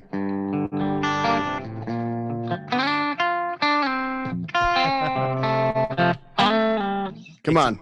James Hetfield is I love James Hetfield. Dude, tell me, look, it's not Metallica. Tell me the Unforgiven 2 is not a fucking great song. I fucking love it. Dude, I even dig the Unforgiven 3. Yeah. Death Magnetic does not get its fucking due. I was starting to get pissed off because, like, was it Guitar Hero or Rock Band? Whatever the video game they were on. Yeah, they did their own Metallica rock band or Guitar Hero or whatever. So yeah, so whichever video game it was, they were getting better mixes of those songs than what was on the record. Dude, did you hear? So people were they were going through those DVDs from those games, finding the audio stems and remixing them. If you go on YouTube and Justice for Jason. Yeah, I have that. Yeah, it's awesome. And it sounds fucking amazing. It's awesome. Yeah. Dude, in that Justice box set that I have, there are demos. So the story is that I guess it was Rasmussen mixed the record and had it sounding awesome as he was getting tracks in. And then Lars came in and went, no, and fucking started tweaking everything. But so there are bounces from when the songs were partially done while they're working on them, and that dude's tweaking knobs and shit. Or maybe it was the producer was tweaking knobs and shit. But dude, the bass lines on To Live Is to Die, dude. The bass lines on that. Don't you dare butcher that part. Soul crushing, dude. Like the notes make your fucking heart hurt, dude. Yeah. I can't believe they fucking took that out. But let's talk about Rasmussen for a second, and we'll end it on this because we're going on 3 hours here. Did you see the article that where they were interviewing him, and he was like, Lars, we've had to teach him the fundamentals of drumming.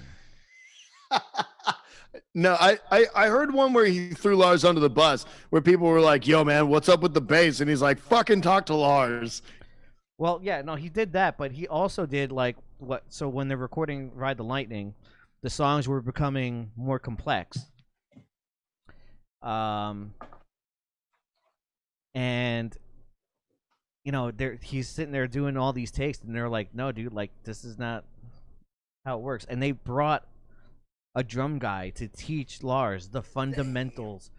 And in an interview, he was so brutal. He was like,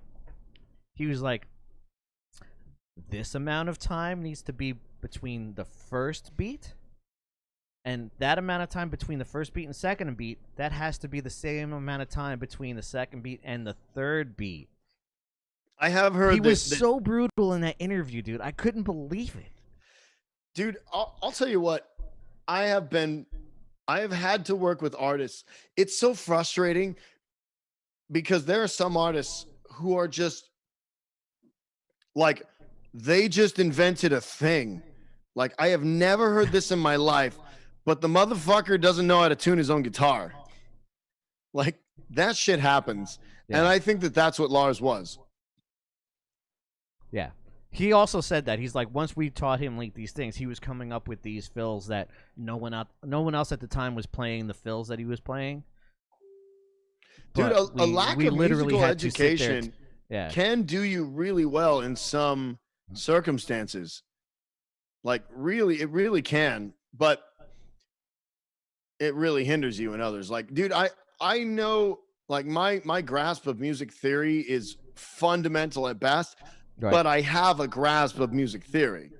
Like, do I have to show you the circle of fifths and talk you through it? No, I don't know that. Like, I can't rattle off the circle of fifths. Right.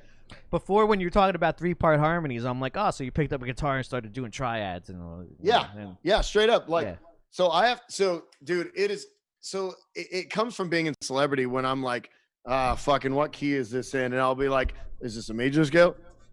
Is this a minor? So doing that in Aegon, right?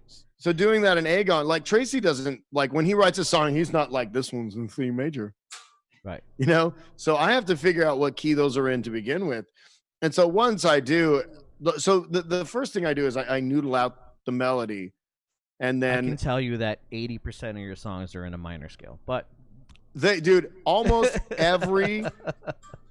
That's where a lot of that criticism, where Tracy's like, your songs all sound the same. He literally writes, I'm going to say like 50% of Aegon songs are all the same 4 chords in different orders. Right. Yeah. Listen, it works that he's magical, that guy. Yeah. Dude, can I tell you a secret about my guitar playing? I'm a shit guitar player. I could not, if somebody's like, do a solo in E minor, I'm like, weep. I don't know. I just heard a remake of what? Crying Wolf? Crying Wolf. Bro. Okay, so first off, I didn't do the lead. But even the runs in Yeah. the Well, bro. I have as long as I can figure out what key in it. So I have to pick out my notes. I'm like, it's fucking okay. So I can like I have to figure out what key I'm in. It is exhausting for me to write solos, dude. Dude, you know it's funny as a musician. There are things that people ask me and things that I wish that people would ask me. One of my dude, oh God, what was it?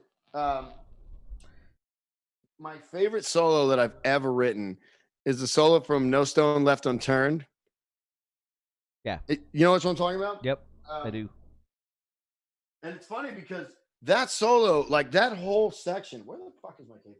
Was like, there's a microphone in front of you, and you have Shut to up. talk in front of it. I'm looking for this. So that whole thing was like a big discussion. So when Tracy first wrote that song, it was a lot like What For, in that it was kind of just like an A B A B A B end. There was no bridge, there was no kind of differentiation, and I'm Right. like, dude, this is a great fucking song, but it needs something different in it. So I'm like, well, maybe it'll be a solo riff, and so I wrote this riff. I'm gonna send you a lot of my ideas because I struggle with bridges or midsections. So I'm just gonna send you a whole bunch of music, and your job is just to write midsections for them. Done. Let's do it. Boom.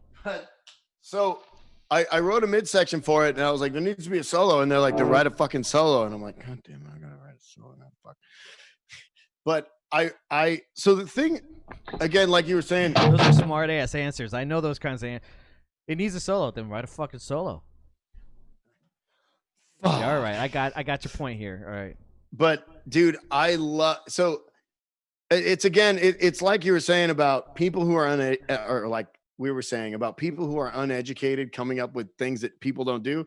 Like, so the lick that I do at the beginning is not one that I got. Like, I have a lot of licks that I picked up from people. Like, one of my favorite licks to play that sounds super impressive, but is not. It's like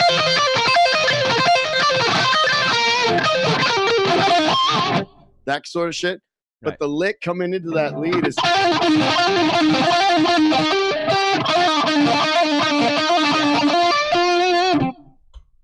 And it was like the shape of it that got my mind working.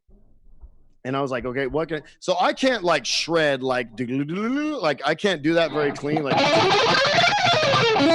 that shit. It's like, blick, blick, blick, blick, fuck. You don't need to describe it. We just heard it. Yeah, no, I know. So that's what my shit sounds like. So I have to work around it, right? Gotcha, And gotcha. with you that guys little, are very self-deprecating, both you and Tracy. Like, you both need counseling. dude. You know what's funny? We send each other leads, and I'm like, it's like, yo, this is super easy, and this is the hardest thing I can do. And Tracy's like, yeah, this is the hardest thing I can do, and it's nothing. Like, neither of us are great guitar players, and that's the thing. Like, you can go back to Kirk Hammett with that. Like, he's not a great guitar player because he can fucking, he's not a great guitar player because he can do that. He's a great guitar player because he creates a mood with his notes. And that's what Tracy does. That's what Tracy's so good at. He brings you in with his lyrics and his stupid angel voice. And then he writes these fucking awesome bluesy leads that make you want to jerk off in public. Do you ever hear the song "Devil's a Vampire"? Yes, but not enough. I've heard it maybe 3 or 4 times. That was like one of the last songs they recorded together on that tour, right? Yeah, I'm gonna show you something real quick. So Tracy, when they were writing that song, it's like, hey man, like, want to do like a guest solo spot on "Devil's a Vampire"? I'm like, fuck yeah, I do. Show me the song, like, fucking send it. So I end up writing a solo, and like, TV writes back to me, like, he's like, dude, like, I have to play this live. so I can't use your solo. I'm just gonna write. I'm like awesome solo, but I can't use it. I'm about to show you right now, actually. Dude, funny story about that. When I learned Starlight Decay, I learned the sax solo on guitar. Right.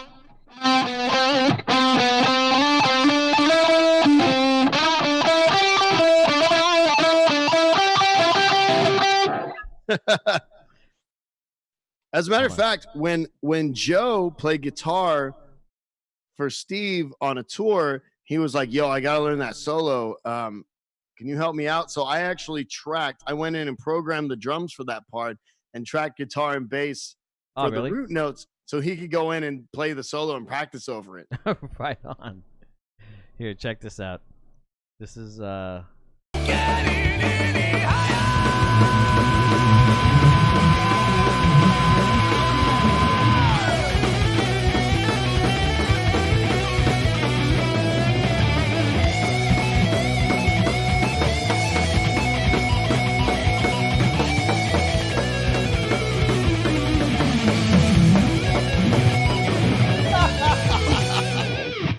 You had to throw in the sweep.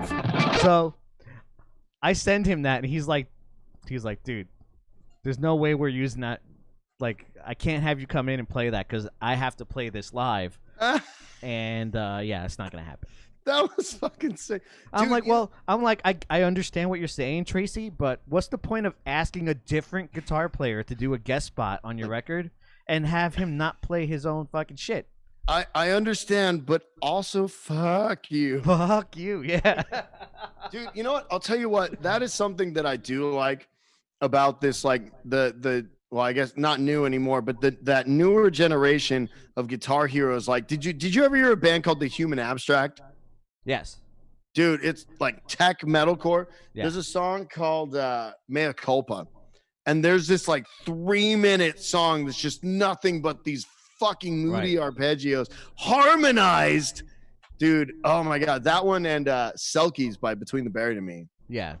Dude, fucking that dude Dusty lives in Nashville. I was running into him at bars every now and again, and just he's a cool dude. Dude, did you ever hear the band that he was in with the same drummer as a teenager, Glass Casket? No. Dude, bro, they were like tech death before tech death was tech death. Yeah, huh? Dude, they were like, it's funny because when I was a kid, I could differentiate between like the dudes who were playing death metal because they were old school death metal guys, and then the bands that were like metalcore kids trying to play death metal. And that always bugged me because they were always just like, and it bugged the shit out of me. But those dudes were doing weird counts. Like, did you ever hear Psyopus? Yes. It was like Psyopus, but grounded. Dude, they were just so fucking cool. There was one, I love bands with weird counts. Like, I'm a huge Dillinger Escape Plan fan.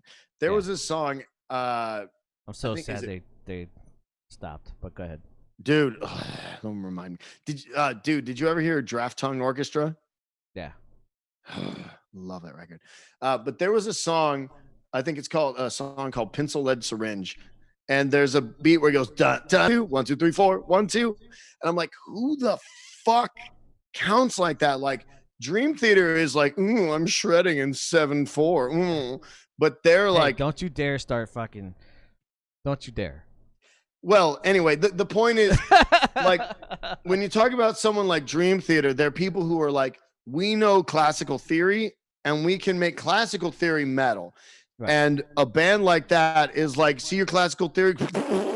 We're going to fucking blow it out the window and count to 1 and 2. And that shit blows my fucking mind. Yeah. Like, that band was so fucking cool. And though they have demos, I found demos of them playing that shit when they were 16. That's awesome. They put out demos for that band when they were like 16 on fucking some random website back in the day. Like, that shit is crazy. Yeah. I love technical shit like that. That's badass. And that dude Dusty now has like custom PRSs. Like, dude, that like those last couple Between the Buried and Me albums, now they definitely fall into our drummer just showed up and went boof, boof, boof, boof, and they programmed it all. Right. and we quantize the guitars and nothing's real and everything's auto-tuned. But holy fuck shit, are they prog masterpieces? They are. Oh, Between the Buried and Me is a fave. dude, I'm gonna go on one more tangent before we hang up. Did you hear the last Alice in Chains record? Of course I have.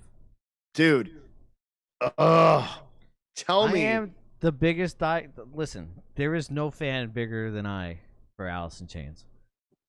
I'll fucking arm wrestle you for it, bro. I ahead. will. I have bigger arms than you. Let's do it. Dude, my tattooist, he was the best man at my wedding, has a Lane Staley portrait tattooed on his arm. I fucking love Alice in Chains, Alice dude. in Chains. Yeah. Yeah. Dude, did you watch the whole like sci-fi music video thing they did on YouTube for that record? Yeah. Badass. Tell me that was not poignant as shit. Recently, I forget what magazine had a full interview with Jerry Cantrell talking about stuff, just his childhood growing up, why he played guitar, why he chose certain guitars. Dude, awesome. I love Jerry more than anything. I'm a Jerry Cantrell diehard. Dude, tell me you would not do inappropriate things for a JJ Friedman. Right. That's the PC way of saying things that we say when we're not rolling. Dude, but that JJ Friedman amp, oh my God, $3,800. God damn, dude. Have you heard one of those? Yes. It's like if I said, can I get a perfect tone? And they said, yeah, you turn this on and you put the knobs at noon. And then you hit record. Can we talk about the quality of the tone on Dirt? Like, that is, dude, so good. Dude, you know what I find funny about that is that there's so much folklore around that tone. Like, I've seen videos of people on YouTube where they're like, yeah, he mic'd the back of an open back cabinet to get this. And then they'll do it and it sounds like fucking farting. Shit. Yeah. Yeah. So allegedly, I saw an interview where the producer was talking about it, and allegedly he split the tone up into 3 different bands where he's like, I want the highs to have this sound and the mids to have this sound, the lows to have this sound, which sounds really fucking stupid, but it's a great record and it's a great tone. Yeah, dude, Dirt, man, I would hang myself to Dirt. Fuck yeah. I mean, I'm not gonna hang myself, but like, that song, that record pulls at all the right heartstrings, man. I feel you. Yeah, that song. If there was something that I need to die to, yeah, it should be on. Yeah. Man, well, brother. Yeah, we're gonna keep going on tangents if we don't quit. Right. 3 hours and 13 minutes is something. Yeah, it's not a record. All? It's not a record, but it's close to it. I gotta find my outro music. I don't know where it went. So here's the deal. Cover a Bits of Skin, right? Right. What else are we gonna cover, man? Oh, dude, I meant to tell you because you were talking about doing covers. I have programmed and done covers of The Fog. So I have MIDI drums for The Fog. Okay. And what is the other song? My favorite Blitzkrieg riff. Yeah. Was it They're All Dead? So I have MIDI drums for They're All Dead. If you want to do a quarantine cover for They're All Dead. Listen, we'll do that, but you also have to do, if you can take the time to do Lady in the Lake. Oh, fuck. And we'll do it without Tracy. So you want me to program the drums for Lady in the Lake? Yeah. And then we'll combine some guitars. Dude, even better yet, Chris White just set up mics and an interface in his basement. Perfect. I'm gonna who fucking better? Who better to ask? Yeah, Lady in the Lake, let's do it. Let's message him and get it. He'll sing backing vocals. Dude, we'll get Howie to lay some bass tracks. Bro, he sent me his direct line from his B7K. Bro. That's all you need? What kind of fucking nerd are you when you're like, bro, that fucking bass tone? B7K bass tone, bro. Oh my anyway, God. guys, I appreciate you. LokiGuitarOfficial.com. All the fucking socials are there. Come check me out. Go to the YouTube site. Subscribe.